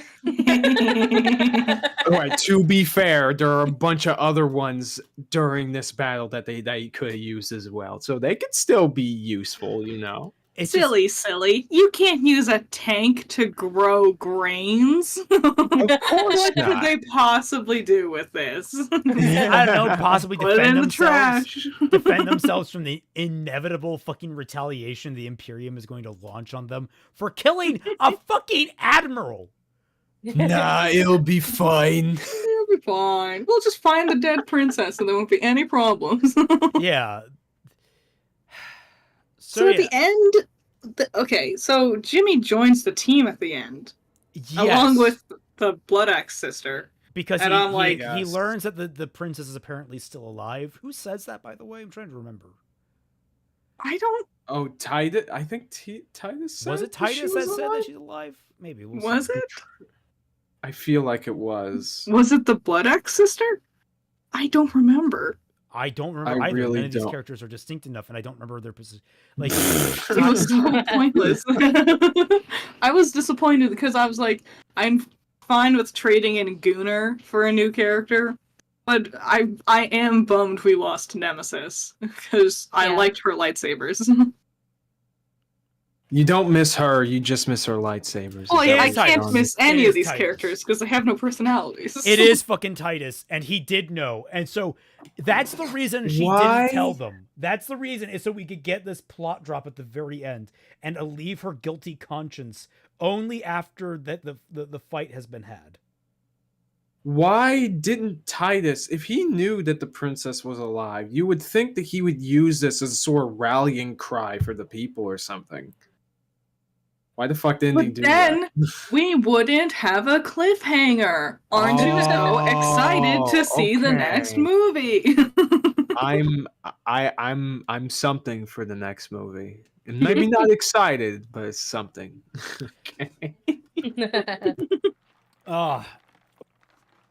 Who else do we have to talk about in this fucking story? Because, like, obviously, like, I don't even know. there was like a moment of camaraderie between Tarek and the Furiosa. This girl. random Oh, chick. you didn't want to Yeah. talk about their funeral where they just burned their towels? I was so Oh my mad. I was God. like, why wouldn't you keep them as memorials for these characters? Yeah, why Yeah. wouldn't you Live on put them on their forever. graves? Put them on the Like, graves. what? Yeah, like I don't. The thing is, I didn't care about these towels. I have no emotional investment in any of this. It was like the only Yeah. thing they had, though. Yeah, really. I was thinking about imagine because like monarchs would have like giant stained glass windows put up of their like past and them and whatever, and I was like, oh well, the king's dead, and they just throw rocks and start shattering. Because that's what you do when a soldier dies. You just burn the American flag or whatever. Oh, absolutely. Don't you know? You don't have a complicated process of like folding it and respecting it and laying it across the guy. You're right. Yeah. You're right. Probably should. Nah, that's too much work. There. Too much work. But yeah, no. This. Is there any more to talk about with this? This is the thing. I doubt it. It really did not need to be 2 hours long. It didn't need to be 2 movies long. This was just, they took the last climactic sequence and stretched it out into its own movie. Which I think is why I liked what the it first feels one like. better. Because I think the dumb, like, planet hopping to find our random characters was more entertaining in, like, a this is dumb kind of way. Where this movie arguably had some better plot beats, but was more generally boring throughout. Especially because they're stuck on this one planet, on this one farm, the entire time. Oh yeah, they gave fucking Prim popcorn film. a fucking cannon. Yeah. We were cracking jokes how she should have been flung back like the small guy in Pirates of the Caribbean 3. Or like Kevin Hart. Yeah, like just she should have been catapulted back by this thing, but no. Like they give her the heaviest armament, and for some reason it works. Also, it's so inefficient because you have to reload one shot at a time. Also, this chick gets together with the soldier boy from the first movie that couldn't stop the rapists. Those guys. Yeah. And it's so disappointing because it's like I want to like these characters, but they don't get enough focus. They don't really get any kind of character development, so it's like, why should I bother caring about them? Mm-hmm. I like them because they haven't been ruined. Also, let's bitch about color theory for a while. Yes. Like, they're trying to do the Star Wars thing where like the good guys are neutral earth tones because nature and whatever, but it doesn't even work because Nemesis and like Turlock and half of them, black or white is their main color palette, but the villain's main color palette is also black, but everyone's weapon shoots red. But the villain sometimes has blue. No, but Jimmy has blue. I actually noticed that during that sequence you were talking about where everything was slow motion, the good guys' shots are actually orange, which is they thought about that and they made it still barely comprehensibly different. Doesn't that solve everything? It's just the color palette wise, the movie reads as mud because none of it means anything. George J says, speaking of tanks, in the finale of Ruby fanfic's first arc, Ruby gets to operate a tank during the battle. interesting. I think she would have fun in a tank for sure. Is that your fanfic or someone's I would imagine fanfic? so, because I mean, otherwise I would probably have named the fanfic itself. Yeah, probably, but that sounds awesome. I will say the idea of like characters doing shit in tanks is all, or in just large war vehicles, is always such a fun part of these stories to me. Like everybody loves that scene during the last episodes of Avatar where Sokka, Toph, and Suki are on those like airship things and it's just wrecking shop. Like that was a great climactic moment. I'm mentioning that not, mostly because I watched a sarcastic chorus video before the stream happened. But anyway. Also, you want to know a really good way to jazz up your mechs? Make them Zoids. Yeah. True. Zoids. Zoids is cool. Much better alien fighting story than this. Oh, there was one part where they were using like some sort of device to look closer at the town for something. They were looking for something. And they were using like a crank, like some steampunk ass crank system to use their magnifying glass. And it's like, are you not the future? You have laser beams. No. A crank is the way to do it. They were using a crank to aim the fucking world-ending super cannon. They used a crank like it was a World War I artillery piece. Beams? What are those? Dude, that is so. I think this is like a sort of like unspoken, well, I wouldn't say unspoken, but we haven't said this point blank. The world building in these films is terrible. Yes. Especially in regards to this grain shit. And I want to get on my small rat, my green mice over here. I mentioned Legend of Galactic Heroes again because I watched another episode of it before we did the live stream. I mean, not live stream, before we group watched the movie the other day. And it's interesting because I'm at the part of the show where basically Space America is about to fight the Galactic Empire and shit, and they're going to make this huge offensive. And did you put me on top of Critter? Yes. It's what I'm here for. Okay. But anyway. Too bad you're not the mouse this time. I won't be long, I promise. So basically, they're on their way to the star system of like the capital in order to throw everything they've got at it because now they have this planet destroying, well, not planet destroying, but fleet destroying weapon with them that they stolen from the Empire and shit, right? So the Empire's all like, okay. And these guys profess themselves as like liberators of the Empire, right? Let's actually play with that. So the main deuteragonist of the show, who's like an admiral, and then military admiral, his plan is this. Hey, let's send out all of our guys into our separate territories from our main territory in these star systems that they're obviously going to travel on their way to us, and let's just take all their food. And the reason for that is that while the Alliance is going to visit these planets expecting to fight more of us, they're going to keep giving their food to these settlements and other planets, so they'll be so exhausted by the time they get to us, they can't even beat us. Smart plan.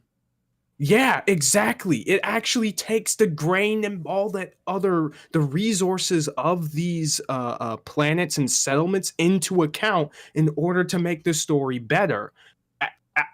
With all of this, you probably have a much better idea of who the Galactic Empire in the show are and how they function, and they're competent. Like, I'm not even sure whether or not this fully works or not because I'm at the plot point where it just started, but it's already engaging to think about. If y'all haven't seen Legends of Galactic Heroes, which, let's be honest, most of you haven't, it's like 50 years old, definitely watch it. It's really good so far. I'm still just, I'm trying to generate, what else is there to talk about? I don't think that there's much. Like, we hit on like all the major character beats. I'm pretty sure. Do we talk about I guess the acting? I guess we could talk don't about know. Titus. Titus. Oh yeah, we haven't talked about Titus all that much. He hasn't really done much. He was just kind of like the generic leader member of the team. Which is a shame, because he also was the one that got to do the least last time. But also, at least he got the most, character moments this time. Yeah. He's the main dude farming all that grain. Yeah. Which I appreciate, add, a general character that's been humbled and he's like just down to the earth, willing to do all the backbreaking labor that's necessary to support people. Like he's not just the one leading the plan. He's actually taking part in the plan. There's a lot to appreciate about that, or there would be in a better story. This is just a wasted character. It's a perfectly fine, serviceable character.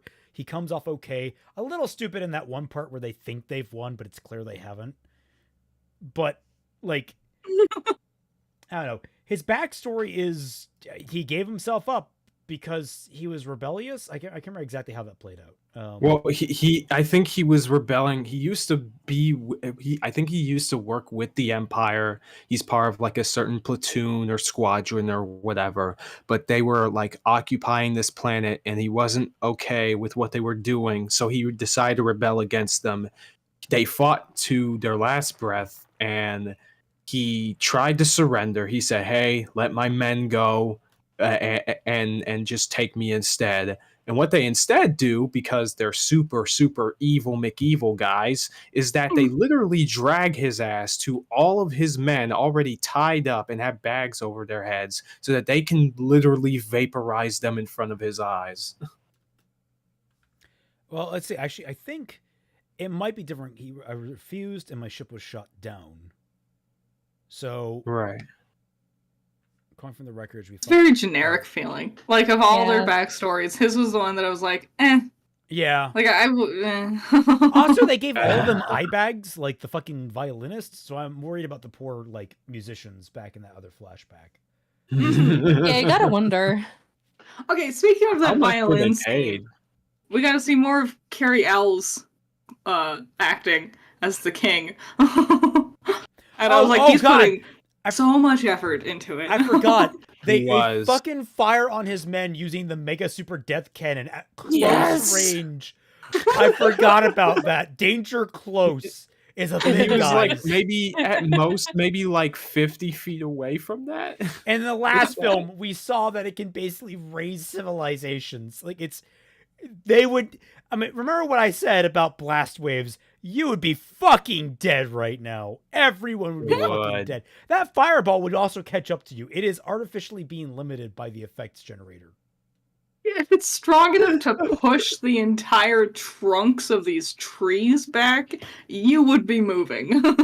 You would. You are less strong than a tree. I will say, it's a cool shot. It's a cool image, but, fuck if it's goddamn stupid. And then, that's his backstory, and he's just like, I'm gonna fight for you guys now. And then he starts rallying. I wonder if the actors really got along much. I imagine they probably got along, but something about it reminds me of, behind-the-scenes footage filming The Hobbit, where you can see everyone's there, everyone's acting, but everyone's kind of just miserable because... it's not going as good as you think they could. They could tell it wasn't going to go as good as they wanted it to. Well, just because you're in all this makeup and your costume and everything, and you just have maybe a line of dialogue once a week, and you just are miserable. It's also that's legendarily the film set where was it Ian McKellen? Is that his name? Had a freaking nervous breakdown on set. Right. Because he wasn't, unlike the last film where they used a lot of trickery to unlike the Lord of the Rings films, they use a lot of trickery for that stuff to actually trick things in camera for the Hobbits and the like. Meanwhile, in the Hobbit films, he was paired up against mostly green screen the entire time. Yeah. And it drove him insane. Which I feel I see that video of him having a nervous breakdown on set, and it just rips my heart out because he does not deserve that. Yeah. He does deserve only the best. What a sweetheart. God. I would love to see. Oh my god, if there was like a 6-hour behind the scenes movie of Rebel Moon, I would watch the hell out of that. Yeah. I am so intrigued to know what it was like on set. Right. Dude, we just have like a whole documentary about it, like the one for the freaking room. It's God damn, you're right. I really want Tarek's story so badly. Look at this fucking Yes! It's so cool, man. You have griffins fighting the ships. It's so cool. And you can do this whole thing of like balancing nature versus the ever-growing technology and all this shit. You got a prince story of a fallen empire. I you like got the him idea. building himself back up from You got such a good thing right there. I'm just flashing back to what Yuri said. I think watching Rebel Moon Part 1, which is like, well, of course, science fiction. Try not to have a military dropships challenge difficulty impossible. Like that's a whole thing in every science fiction is you have a dropship of some sort. And I just turn around I'm like, you idiot! It came with your science fiction story. Came with the package. You have the dropship. Oh, we have the technology. Yeah, so it actually amazes me how little there is that we can talk about this film. Like, there are like little nitpicks I suppose we could go into. Like, she comes out of this ship and there's apparently like operating equipment inside the fucking like landing gear for the ship. Why is there things you need to adjust in the landing gear like every time you come out of the ship or whatever? Like, is that the parking lock? Is that like to make sure that no one steals your ship? You have to put the fucking boot on. Is the thing is, he knows when people leave vehicles, they need to do something, but he doesn't know why. It's like just fiddle with things in this wheel well, you'll be fine. Yeah, she has this conversation. I'm trying to think. They like rig a whole shit ton of their stuff to blow up, which is fine. Like that makes sense militarily. It's I don't know, man. The rest of this film is just really awful. I guess we didn't really talk about Nemesis' death at all, but like no, we didn't. There's not much I'm to pretty say. sure. No, I'm pretty Yeah, sure we isn't- did. I feel Well, like yeah, we did. kind of mentioned, did, but like we mentioned it. We didn't talk about what actually happened during it, like how she. Yeah, was because it was stupid. Because she should have died faster than that. Oh yeah, I think she yeah. could have. I think she could have fought them all off. You know, No, I don't no. see why she didn't win immediately. I was gonna say, like, there are several problems with it because they come barging through. Where is it? Where is the fucking scene? That's Titus. Whatever. Go back to her. There we go.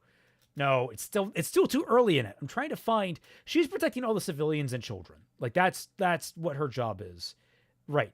And these guys all come busting through. What do they have? One guy has a rifle.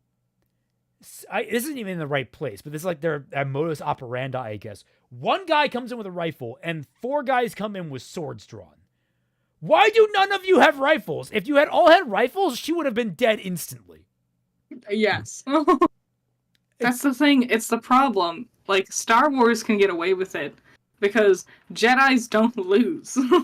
Yeah. They also like, have the Force, you know? And that's Right. another thing. There's no magic in this story still. I was hoping for more. I like magic. Give me fucking magic. Well, there is, but it's Give me allocated magic. exactly to one character that gets shot at the very first scene that she's in. So, I mean... And apparently she survived somehow.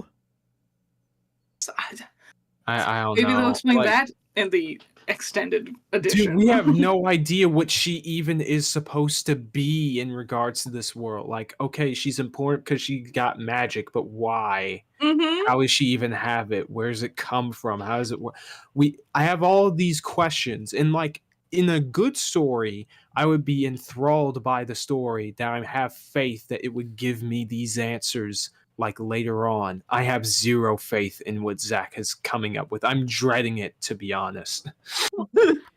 I think it doesn't help that the story itself is so not interested in expanding that part of the world. Like, hey, there's a character over there with real magic. Oh, is she like in the story? No. We're only on the side quest about this farm. The real magic user isn't even alive, presumably, for the entirety of this story. Oh, well then why did we have her?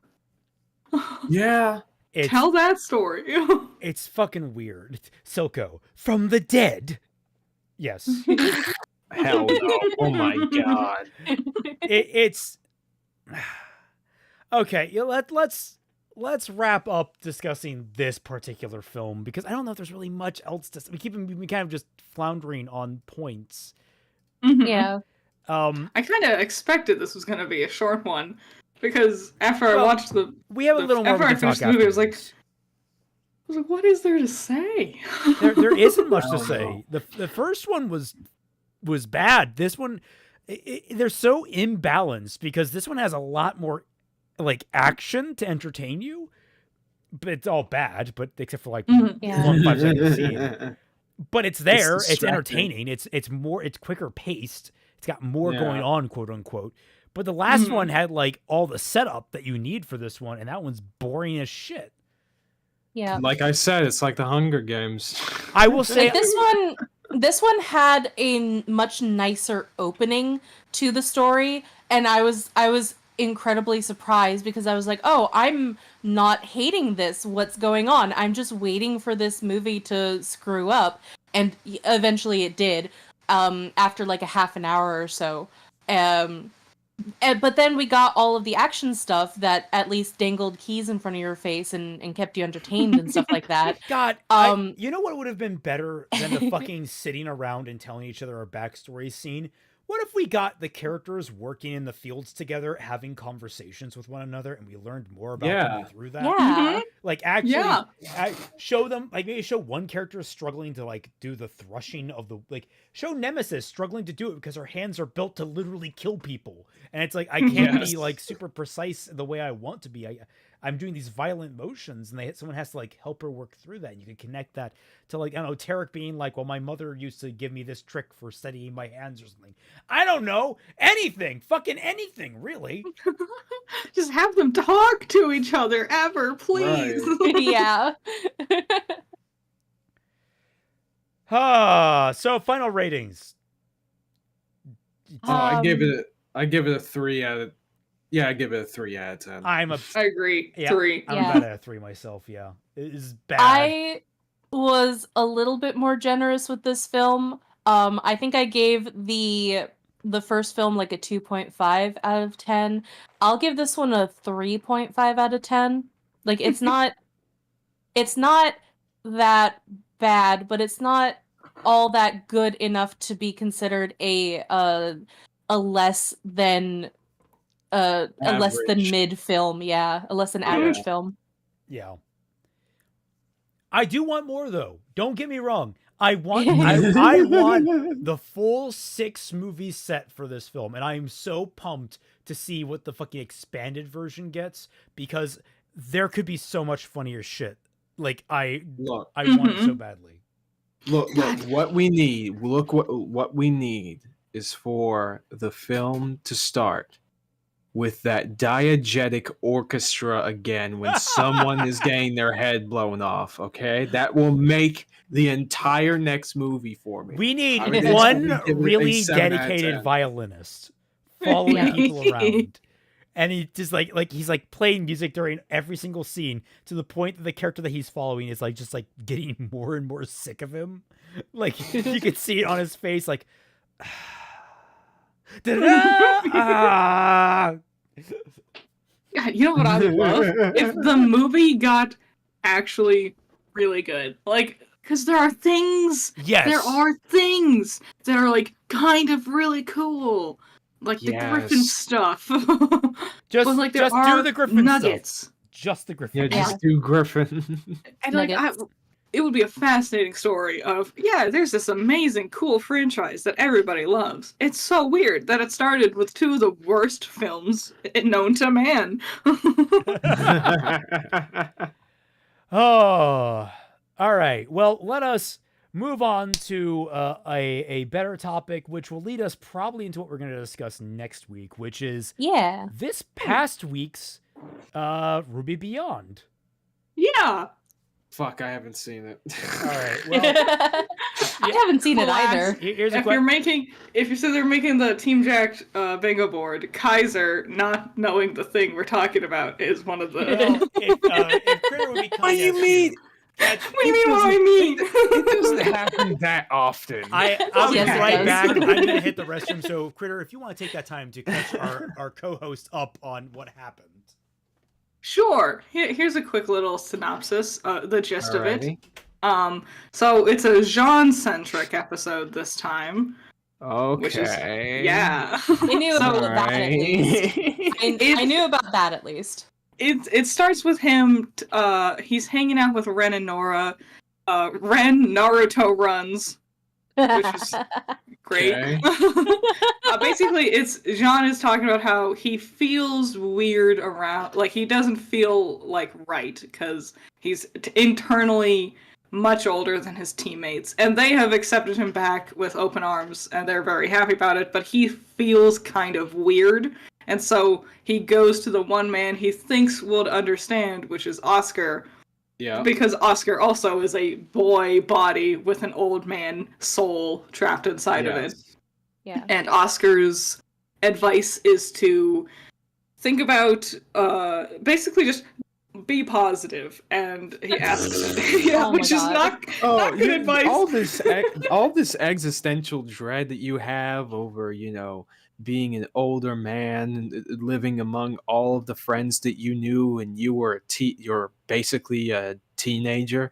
Yeah, just get over it, man. Ain't no big deal. Just like cheer up, bro. It's a little more complicated than that. It is more complicated than that. They just word it very poorly. His advice is more. Live Imagine. in the moment. It's more. I live would in the moment. imagine when you're faced with something like that, Ozpin could kind of say something like, well, it might be a temporary thing to experience because now you're living your life as a teenager again. You could think of your past life as a dream that you experienced that just won't go away. Or he could talk about how he still has his mortality. And focus more on the mortality of things and enjoying the life in the moment rather than thinking about what had been. But no, a second chance or something like that. Second chance. Yeah, which was supposedly the entire, one of the major themes in in Volume 9 anyway. To one of the things that I liked about the episode is he talked about Oscar recommended that John reflect upon. I don't know how they got in the conversation about these fires, these campfires that he had sat around with like Alex and Lewis beat with, and he talked about how, like in those times, like he kind of got glimpses of hanging out with his team, like he kind of felt like he remembered that, and how much fun he had with that, and like how he wished that everyone could be there together. I don't exactly remember how the conversation meandered to this point.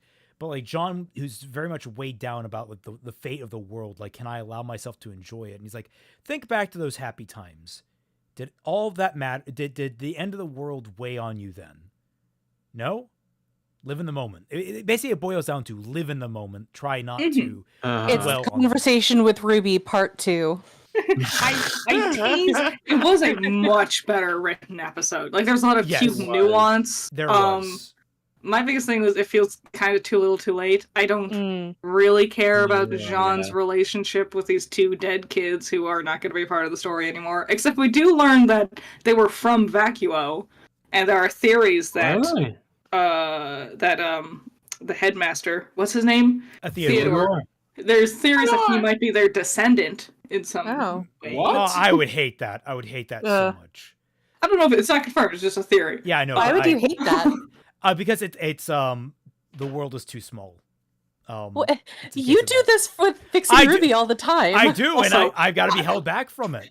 Also, I'm gonna argue. I don't think the world of RWBY needs to be bigger. I was gonna really say doesn't. the bigger things in this show get, the worse it kind of gets. So I Like, feel like I think that that's a little bit silly because it's like there are so few moments where we have characters that are actually related to each other in this show. So then, like, why would it be ridiculous that more than just in fact, the Rose Zhao Long family are related to each other? Yeah, in fact, there's People there's a other lot than more people other than the main there's characters have more- descendants. I think this also taps into like thoughts on Fruby and some of the things we talked about with different relationships we've been exploring for different characters. So it's possible there's like that of influencing me. It's not. I don't think mechanically it's terrible, but like it scratches me the wrong way. For me, it's the nepotism. There's Oh, that of too. course, Me, yeah. Ozpin chooses the child of the illustrious Ever After Lewis. family or whatever. Yeah. yeah, Lewis and all Makes that more shit. sense. Yeah. I think that you make more sense of why you're annoyed with it than Raymond. Well, it's a person. Yeah, I mean, listen. In sure, Raymond's it's a case, it's a personal skill one. issue. Oh, okay? fuck you. It's a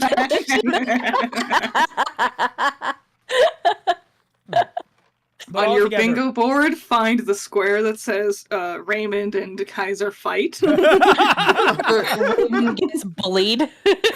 Remember, Kaiser, I control your avatar on the screen. Be very careful how you treat me. I'm just stating facts, okay? I'm not saying anything else about it. Overall, it was a better written episode. Of course, Eddie wrote it. Eddie's better than most of them.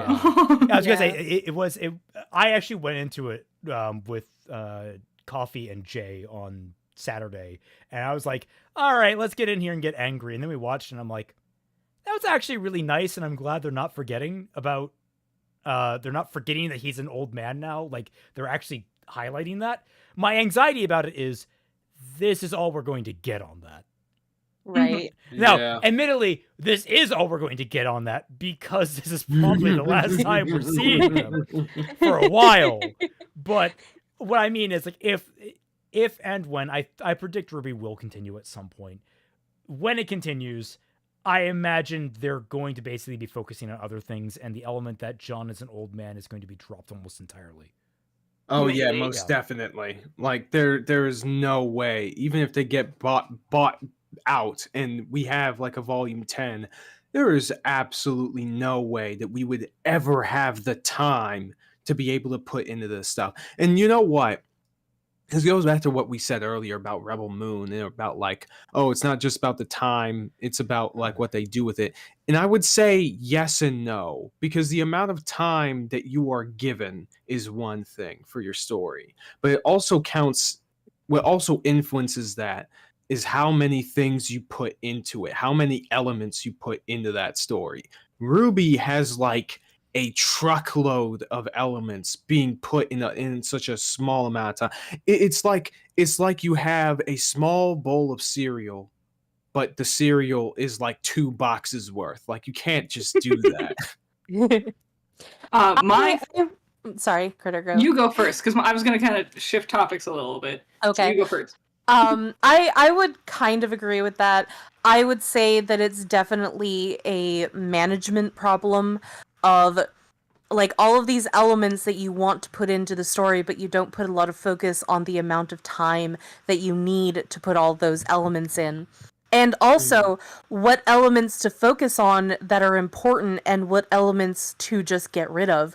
Because there are some shows that I know of, some of them which I've mentioned before on stream, where there were elements that they wanted to put into the show, but they just couldn't because of time constraints or budget issues.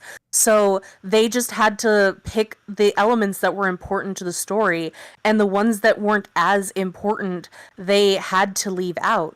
And of course, a lot of people had questions about it, but it wasn't enough to break the story.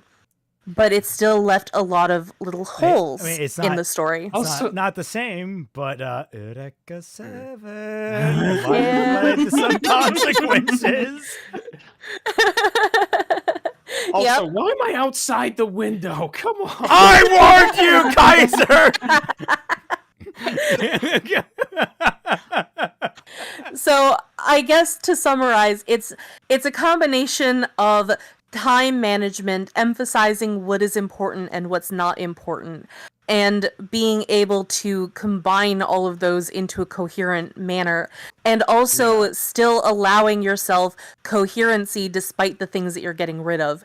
And those things, if you don't manage them correctly, can bungle your story very poorly. Yes. Mm-hmm. Yeah. But the thing I was gonna say, my theory because we're getting the last two episodes of Ruby Beyond at the same time this Saturday, I think it is. Yep. Yeah. Because they said they wanted it to exist for longer on the R2 website, so people had more time to like watch it, which I do think is a nice gesture. That's actually pretty cool. My theory was that one of these last two episodes was going to be a Bumblebee-centered episode, and then the other one was going to be Ruby-centered. And I think Weiss is going to get shafted, unfortunately. Again. Okay, all right. As always. All right. Now, hear me out. I'll put a Get that jar. Okay, I'm Get putting that a dollar in the jar. We're just raising the jar. We ignore Bumblebee. We focus on Raven for one to figure out why the fuck she's here, and then we get a White Rose episode, and everyone is happy with that because we don't need to talk about Bumblebee ever again. No. You already got your Bumblebee-centric volume. You don't need another short about it. But yeah, no, I actually agree with that analysis. I think that's the most 100%. likely.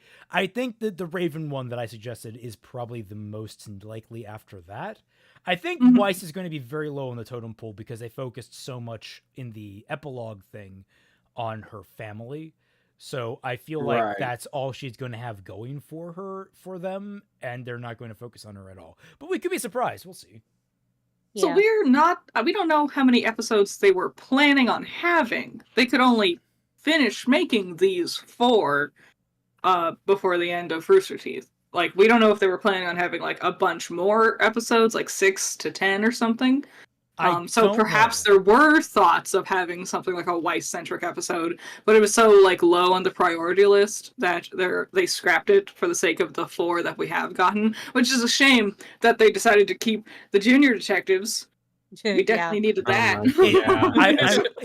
Dude, it legitimately, I cannot think of a single reason that needed. I've only seen a bit of your stream on it because fuck giving these guys viewership, right? But like. Is such a painful thing to think about. It's sort of like the same reason why I hate the conceit of Ruby Chibi, which is that you had the opportunity to create sort of like an OVA styled mini series in between each of the volumes where we have these characters interact like this in scenarios that would make sense. And you chose not to do that. And instead, you're either creating an entirely different show that is completely separate to the thing you're working on and just wasting time and money, or you're pulling this shit where it's not even thematically, like, it doesn't mesh well with, all the death and the loss and the everything, Yeah. So fucking juvenile. Yeah. It's just poor management, man. This rate. I mean, I'm gonna say it. I don't know if it's rude for me to say this, but I'm just gonna say it. Shit like this is why your company is dying. I don't want anybody else. Anybody can just say anything different. Oh no, it's because of WB. Oh no, it's because of certain money troubles. Let's look at me, people. If your franchise was any good, this would if you knew what you were doing. Y'all wouldn't have been in this situation in the first place. This shit could have been going on forever if you pull your cards right. But you fucking didn't, and this is what you get. I'm not happy that this is happening, clearly. But 2 + 2, people, what does that equal? True or false? Equals fish. Equals fish, absolutely. Correct answer. I agree. It is very harsh, and I know that a lot of people don't like to hear it, but it is true. If you aren't very good with managing your company and whatever, you're going to have a lot more problems than the average company when it comes to money management and using your resources properly. And if you waste a lot of your resources, then you're not going to have a lot for the next project that you have. You have to be very conservative when it comes to managing things and keeping people busy and keeping people employed. That's why you shouldn't put all your eggs in one basket when it comes to a large franchise. And I know that Or all your eggs in several baskets, like they did with Genlock. They shouldn't have made Genlock. Well, that one, I do understand that one wasn't exactly their intention, because that was a lot of money laundering of sorts. That's what I'm wondering now, if like once Rooster Teeth finally kicks the bucket and time kind of goes on like a year from now, we'll learn more about the mechanics going on inside the company. And I wonder if we're going to learn about like embezzlement and like different things that might have gone on that were not above board, that we just we weren't privy to. Like I don't doubt that once they shut down, we're gonna hear like more of the glass door type stuff, where like abuse and that kind of stuff that never eventually stopped. Yeah. And actually, I wonder if the abuse shit only ultimately quote unquote stopped because no one was there anymore to abuse. Right. Yeah. Oh. You can't abuse your employees when we have no employees. Oh god, what was I just lost my thought. Damn it. Oh no. No, you were theorizing that like because of the fact that all of their staff is gone, that there aren't any more allegations from Glassdoor and shit like that. Yeah, where was I trying? Like, I wonder if that's why it's been so quiet on that front. Do you think they actually fixed things? And that was like what the biggest blow up around that was like 2-3 years ago at this rate. Was it even earlier? I'm trying to think of like, do you think that might be the reason why we had like, oh, we've definitely fixed things internally, when in reality it's just there's less people there to actually have the problems. I mean, well, they fix things internally by shuffling people out and in and around.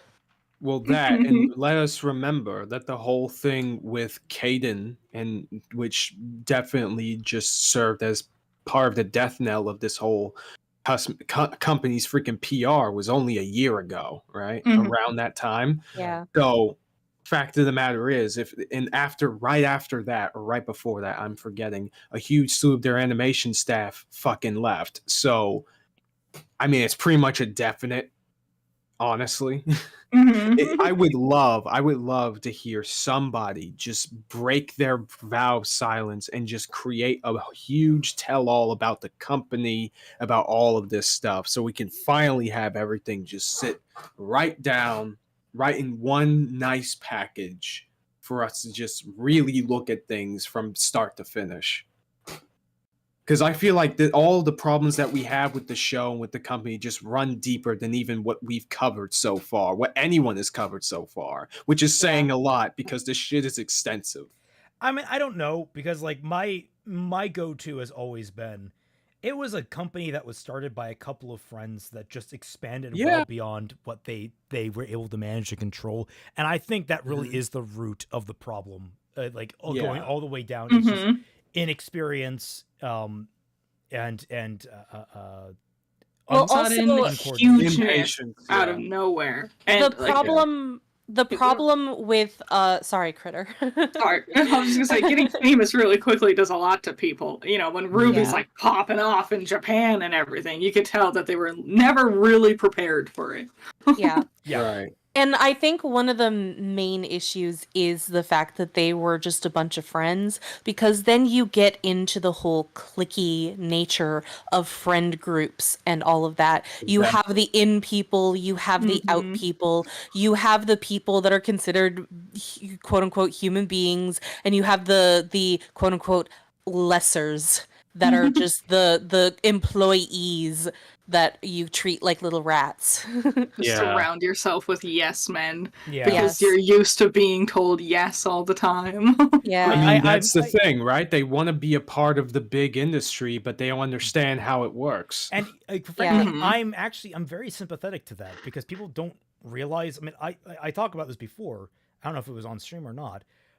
I have a modicum of micro celebrity. I think we all. I mean, I guess more so me and Critter. Kaiser's getting up there. Twy needs to release Not another me. video. For my best. I am going to be releasing another video. Yay. Oh yeah, I'm excited. yeah. The script for it, like, I've only read a bit of it, but it's so good. It's so good. It is. But I'm excited. like, Very good.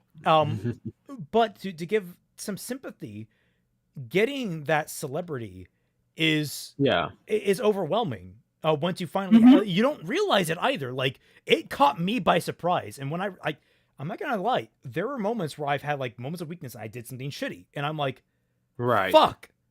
I like pulled back almost immediately. Like, fuck, I gotta just stop that. I've made personal rules for myself, how to interact with people, that sort of stuff. I'm not. It's important to set those boundaries, because if you don't, you're going to fall prey to this I can't be fucking stopped mentality, and then you're going to get fucking stopped and your entire world's going to collapse in on you. Like, yeah, that's pretty much. That's why I've always been very cautious when it comes to interacting with people, especially after the JYCT stream started. Because like even though that I am an incredibly small YouTube channel, and I'm basically a nothing person, there's still going to be a little bit of people who respect my opinion and want to talk to me about things. And it's like, I have to keep my distance from that. I can't just have every person who comes to ask me questions and treat me like a friend. No, like... because at that point it feels like they're trying to like get a piece of you, and that's sort of the thing that I have to deal with as well, especially given how fast I blew up in terms of a channel for my size. In 2 years, my channel got to over 2,000 subs. That's like no easy feat for most people. Yeah. From other channels of like of my similar size, I saw analytics wise that it took them about like twice as long, 3 times as long in order to get that point. I think it took me like 3 or 4 years to get to 2,000. It took me a long ass time to get up there. Right. And given the amount of effort that I try to put in my videos, because again, I don't want to be one of these 100 sub Andys where it's like crappy mic playing Call of Duty over commentary in the background or whatever. Fuck. You know how it is. No disrespect to those people. If it's fun for them, it's fun for them. But in terms of getting big, that's nowhere to start. But fact of the matter is, for someone like me who always idolize a lot of people, including, you know, a couple of people that are in this call here, it can be very overwhelming to start with. And I always knew, because I've seen a bunch of like different lolcows on the internet just reacting so poorly to fame, that it does end up being like a teaching lesson for you when you start out of it. I know exactly what things I do not want to do and the kind of creator I don't want to be. And as you said, Twilight, to your point, it all starts with understanding what boundaries to put for yourself and to plan out what exactly you're trying to do and what you're doing this for.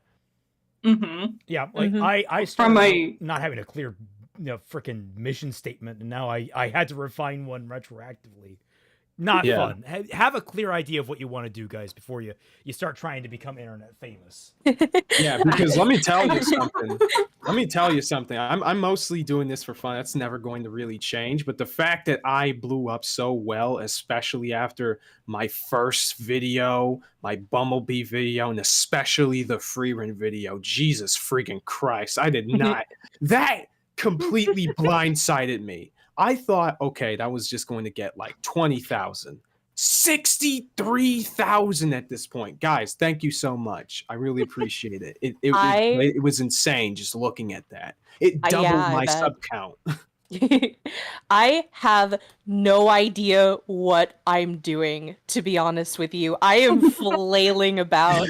It's like I would never expected to be on a podcast. I have another podcast that's not out yet because we're wanting to get a backlog before we release it, and unfortunately that backlog is taking a while to create. But I never expected to be on that one, let alone this one. I never expected to have my first Digimon video get as big as that was, and that's only got like maybe 13,000 views now, maybe a little bit less. I haven't checked it in a while. I've been so preoccupied with all of my tech issues that I've been going on with. I have all of my stuff, most of my stuff back, but it's unfortunately behind a lock that the data recovery people got. They didn't send me an email saying this is the password. Oh no.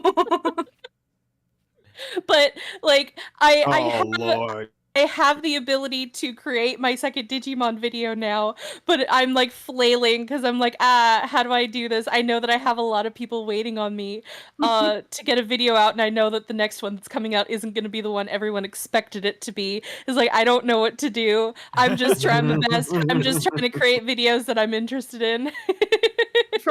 To approach this idea, but from a different perspective, like sudden fame can mean a lot of people suddenly want to talk to you, suddenly want to be your friend, suddenly want to agree with you. But there's also that other side of it where suddenly you have hundreds of become people infamous, telling you how much they don't like you and they don't like your opinions, and it can hurt. It does hurt. No one likes being told things that they don't always agree with.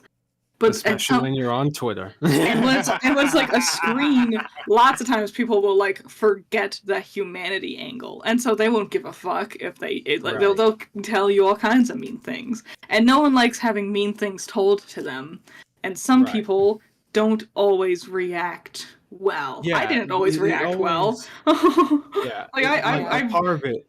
I've had like big old arguments in my comments before, and I regret most of it because it's like it doesn't matter in the long run because it's just stupid internet comments. But and some people don't know the difference between someone who's criticizing another person in their own space and someone directly going to that person and telling them that they're shit. You are hitting the nail right on the head here, because like part of it is having an understanding of like your own level of emotional maturity and awareness.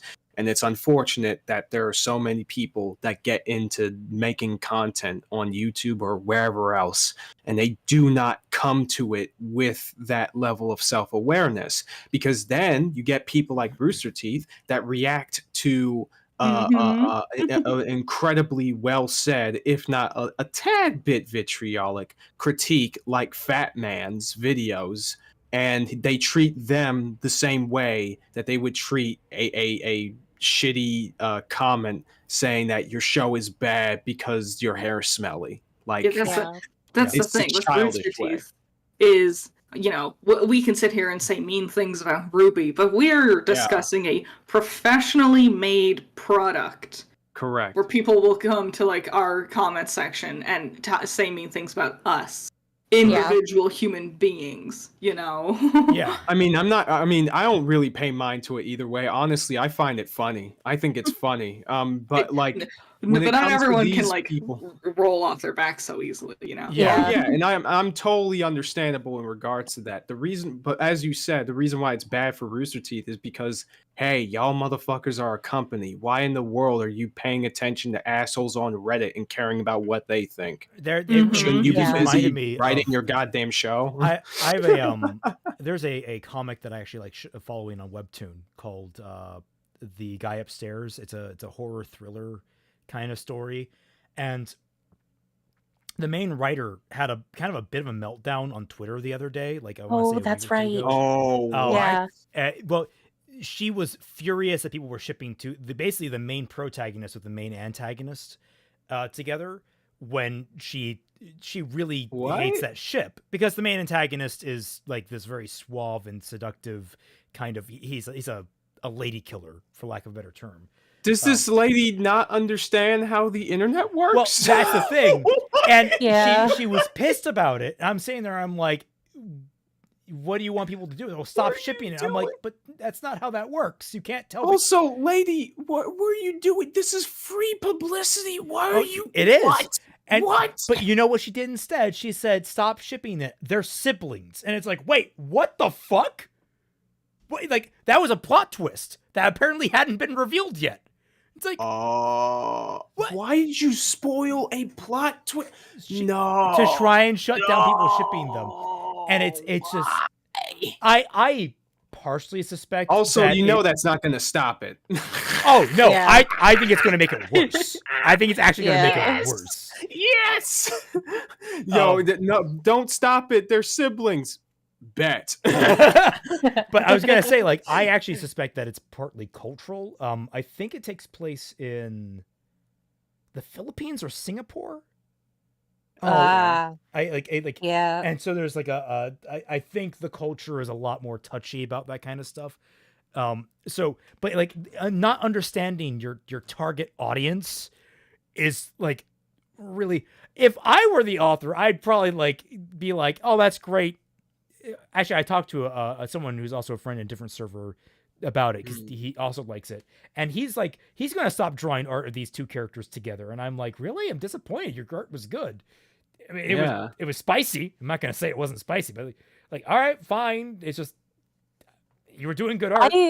I fear when I release Cadence of Magic, because a lot of the main characters are cousins to each other, like first and second cousins. And like, I know that there's going to be people that might ship these characters together, and while I won't like it, there isn't really anything I can do. I can just say I don't approve of it, and that's about as far as I could realistically go with it. My entire thing is probably it's not canon. I mean, I hate to disappoint you yeah, guys. like who gives a fuck? Yeah. Yeah, it's like, who gives a shit? None of this is gonna be canon. This is just people writing shit because they like it. Let them do that. Like, it's nothing you can really. I don't even understand why. Again, this comes from people who do not come to these spaces emotionally regulated. Yeah. So they just while out at the slightest thing, even though that's literally how people work. Not even how the internet works, how people work. They don't understand themselves, so they don't understand other people or how they respond to fiction. So you need to go into these things with that understanding in mind if you do not want to be a freaking lolcow at the very least. Like, seriously. Even if it bothers you, at the end of the day, you still got to be an adult about these things. I was going to say, I need to finish off the story about the author who basically the season 1 of The Guy Upstairs just wrapped, and now she didn't say it directly why, but it was like because of things that happened in the last week or so, it's now on an indefinite hiatus, and I'll be working on some other things during that time. I'm like, fucking really? What? Yeah, they put it on indefinite hiatus, I think, as a result of people shipping these two characters together. And I'm just like, that is the most cucked shit imaginable. I am sorry. I do not respect that decision. I don't either at all. Now, admittedly, there is the chance that there's something else involved here, but if it is because of this, if it is because of this, that is the most cuck shit I could ever hear. You literally had an opportunity. This is the biggest thing about. I should clarify. I want to just make sure no one go bother this artist. I hate that we always have no one bother this artist. If you want to, you go read the comic. I actually really like the comic. It's a little bit of a dick pull at times, but it's good. I lacked for a word, and I just that's the one apparently I pulled out. No, No, that's Damn, not you're the one you just should pulling pull the out. bee there. No. Oh my god, you're pulling this cock out. Anyways, though, to finish off my point, while I'm on this green mouse again, because I guess I add that to the bingo board. I guess is When we that step on Critter. yes, that freaking what was I about to say? That the biggest thing is that you have an opportunity. You created something that people really like. You spend hours upon hours writing, planning, drawing, getting your materials together to get everything you needed to published. People lived and died in order to get to the position that you had gotten into. And you just stopped it all because of a bunch of freaking teenagers. Let's be honest, it's freaking teenagers, okay, that do this shit. Teenagers and Zoomers on the internet who are just shipping your characters because they think it's cute or they think it's fun. Or they think it'll get a rise out of you. Yeah, absolutely. You're a grown ass. You are an adult. You're an adult. What are you doing? No matter who you are, the one skill that you can take the most like benefit from is learning how to not react to things, because oftentimes there's going to be a lot of people that just want to see you react to something. It doesn't matter if it's positive or negative or whatever. If you give a heartfelt apology or if you just rage out on Twitter, the reaction itself is the goal. Do not give them that benefit. Just carry on. It is such a useful fucking school. And it's not easy. And that sounds weird because it sounds like the easiest thing in the world. Just don't put your hand on the fucking keyboard. That's it. Yeah. But the temptation is so hard sometimes to resist. It is so frustratingly hard because, goddamn, there is someone wrong on the internet. And you need to correct them. The horror.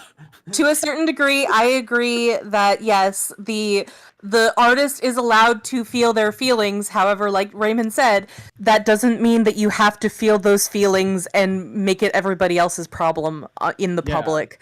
Like because this is why you go to your friends. This is why you go to your friends in DMs and like bitch to them about the frustrations that you're having.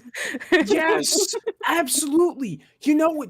Biggest help in regards to anything that comes up like this? Talk to people. Talk to someone.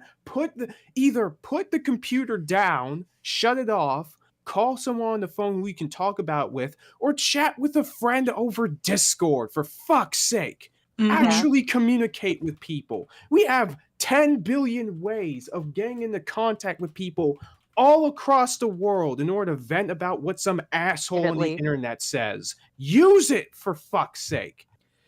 And focus on your work. Focus on what you need to do and stop giving people who you know are going to give you a hard time the energy. There are times where interacting does benefit you, but you have to be very judicious with it. I talk about this. There are times on Reddit where I see people talking badly about Fruby that are doing it disingenuously. And I do attempt to like chime in and correct like the major broad sweeping accusations. And time and time again, there are people that maybe don't like me or have been already tainted by it, but have actually gone and checked out the work like I recommended. And when I clarified things, they went and they're like, oh, so I was being lied to by the OP. Yeah. Oh. Yep. And I actually got someone who became a now long-term fan who's actually going to follow my work more closely because I came in, corrected the record, and they were like, oh, I'll check it out. They did, messaged me later and was like, hey, sorry about all that. I checked it out. I don't agree with everything, but I think it's actually pretty cool what you're doing. And I'm like, yeah, you see, that's exactly what I want. And that's why when Volume 6 was coming out, I was doing all those responses to Lilith's critiques. Because specifically, I didn't end up doing like the last 2 or 3 episodes because I'm gonna be honest with you, that was around the time that my grandmother died and I just didn't have the energy for it. That's fair. Yeah. Maybe you can maybe on stream we can go back and retroactively do that. Maybe. Let's not get Lilith any more attention. Dude, I would love. Well, yeah, that's fair. But like, if you want to, I'm up for it. Okay, because I've seen a few. Let me tell you something. It is very, very funny. But yeah, like that would be a fun thing to do. But like the reason why I stressed like do it privately, because in the book and author community, there were some big blow-ups about authors just complaining about bad reviews on their Twitter account to all of their followers. And then those followers going and attacking the reviewers or other authors, because maybe an author left a bad review on the book and they complained about it, so they went and attacked the author and downvoted the author's book because how dare you criticize the author that I like, and all this kind of stuff. And it was just this big childish playground nonsense that was going around in the book community. And it's like, this is why you don't complain about reviews in the public. Like, be an adult, be a professional. Yeah, actually, and if you're going to respond to criticism, right? Respond to criticism, learn to discern the difference between the people that are rightfully criticizing your work, or at least mean well or seem articulate with what they are trying to say, and not just some random dickbag on Twitter. Don't pull a Jamie Markey and spend fucking the first week of the year of our Lord 2024 arguing with random Twitter users without who don't even have 100 followers. I know she's a voice actress and not a writer, but it's the same fucking deal, okay? Yeah. You don't do that. I actually find it interesting. There were a couple of books that got unpublished because of the Twitter drama. Like these, like especially because these were like newer first-time published artists who or first-time published authors, sorry, who had their books going around and they were insecure about all of the negative reviews that they were getting on their books. And so they would go and complain or something like that. And it's like, no, you don't do that. What I find amusing is like I was going to like respond to or cover like negative criticism of all the like reviews of my books. I don't really have all that many, honestly, which disappoints me for a number of reasons. But it's mostly that one guy who has like the vendetta against to go YouTubers. Yeah, just YouTubers but in general. You know what I find interesting? What I find the most interesting, he did it for the first 3 of my short stories and for my novel. He didn't do it for the following 5, and I'm wondering, did maybe I write something good and you couldn't shit on it? I'm curious. Or maybe they're cooking. I fully admit that the first 3 stories that I released, not my strongest works, but that's why I let off with them, because as time went on, you would get better and better short stories. And I honestly think my last 5 short stories in that collection are some of my strongest writing to date. And it's not very complicated, but I think it's very solid. Asking some nice questions people can mull around in their heads. But like I was like, Twi said, don't respond to these kinds of things. It's a bad idea. And I think that's very wise. I think if I get like a large group of things to actually comment on and actually talk about the failings of my work, maybe, but like that'd be like a much more organized, structured thing. It wouldn't be off the cuff, and I would try my best to be very moderate about it. There's that's a lot all you can do. Yeah, that's the best that you can do. Basically, nothing. If you're going into the writing industry at all for any reason, have a thick skin and fully expect people that become fans to do things that you would not want them to do. If you have siblings, expect them to be fucking in some fan art at some point. All right, that's gonna happen. You have no control over it, and you know what? In ceding the control over it, you will be more at peace with yourself. I promise. Pretty much. Nothing feels better than being the bigger man. You know, like you might have that initial reaction to say something, and you might come up with a really witty comeback too that you're really proud of. But in the long run, nothing tastes better than being the bigger person. This is why And I don't like how people use this because they usually use it in the incorrect way, but this is why death of the author is a concept. Because once your work is out there, you don't have control over it anymore. So you just have to allow people to make up their own minds or form their own opinions or form their own ways of enjoying your work. Whereas, like, most people, they use it in the way of, like, oh, I can just disregard the author because of my opinion, which is the wrong way to look at it. No. Like, you should...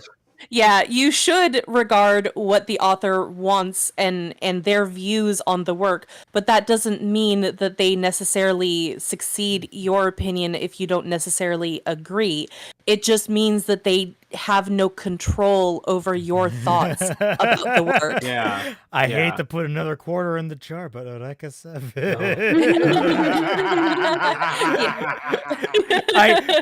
it's really alarming how relevant that one series can become. Oh yeah. Oh yeah. Okay, well that was actually a really surprising tangent that we went off. That was unexpected. Like 45 I minutes think of this is talking very about that. appropriate given what the main source of this was, like Rooster Teeth's fall and everything. So Yeah. Mhm. Long story short, Rebel Moon Part 2. Not good. For once, Ruby was more interesting. Yeah. Okay, well, I think we'll wind up, we'll wind down here. Anyone have anything they want to talk about? I do. I do. So I'll have a Critter. video out this week. That's not the important part. The important part is next month is May, and that means it's Magical Girl May. Hooray! I'm already working on a bunch of new merch stuff, including mostly stickers because they're the cheapest ones, and I want you all to be able to afford cool, nice things. So that'll be cool. And also, super important, at the end of this month, I have a very special announcement that's going to be on my channel about a thing people have been waiting to see since last year. An important challenge, perhaps. Oh. Keep your eyes peeled. And that's what I got going on. I'm excited. Alrighty. Well, I the only thing I have planned, at least for this month, I know I have a video planned for next month, which is coming up pretty soon. It's been one I already recorded and edited audioly. I just haven't done the video stuff yet. But I did promise y'all a live stream on my main channel, and that's what I'm going to do. I'm going to put it out there. I'm probably either going to do it this... I'm probably going to do it either this Friday, or I'm going to do it this... either this Friday or next Friday is going to be my very first live stream on my main channel. The first 30 minutes of the stream is going to be a Q&A, and the next couple of segments on the stream are going to be it's going to be me reacting to a video, actually a couple of videos, and just bouncing off thoughts with the chat and everything, and just having a good time. So if y'all want to swing by with all of that, make sure to catch up. I'm also working on a new episode of the New Types podcast. Hopefully I can get that done. If the sky doesn't fall on me next. So hopefully that comes to fruition very well. But I will say for the next video coming up, we're going to go back to basics. I know y'all have been starving for Ruby content for a while, and I think it's about time we go back to the bees. So stay tuned for that. Yes. I have a video that's in the works. I'm currently doing the editing on the audio for that, and hopefully, I was maybe a little bit unrealistic with how fast I could put the video out since I've been so rusty lately. But I have a video in the works. It's related to one of Kaiser's last videos. So look forward to that. And I've also been kind of wondering about live streaming, and I don't know Well, first of all, I don't know how to live stream, but I mean, me neither. That's why I'm just testing shit out right now. yeah, I've been kind of wondering, like, would it be fun to maybe explore the franchise of Harvest Moon's Story of Seasons? Ooh. I could play all of the games on live stream and then maybe later on do a video on them. Or I could also stream some of the Digimon games for my next Digimon video. So like those could be possibilities if anyone would be interested in that. Oh, I think a lot of people would. I will stare at the Totally. chat Yeah. and tell everyone to say they would. No. Yeah. I don't have anything immediately on the spoke. I've been working on major projects in the background. I have like 3 I'm currently juggling, not including the freaking novel that I've kind of left on hold currently. Yeah. Fixing Right. Ruby X JLA did hear back from YouTube. They are looking into it. Basically, Yes.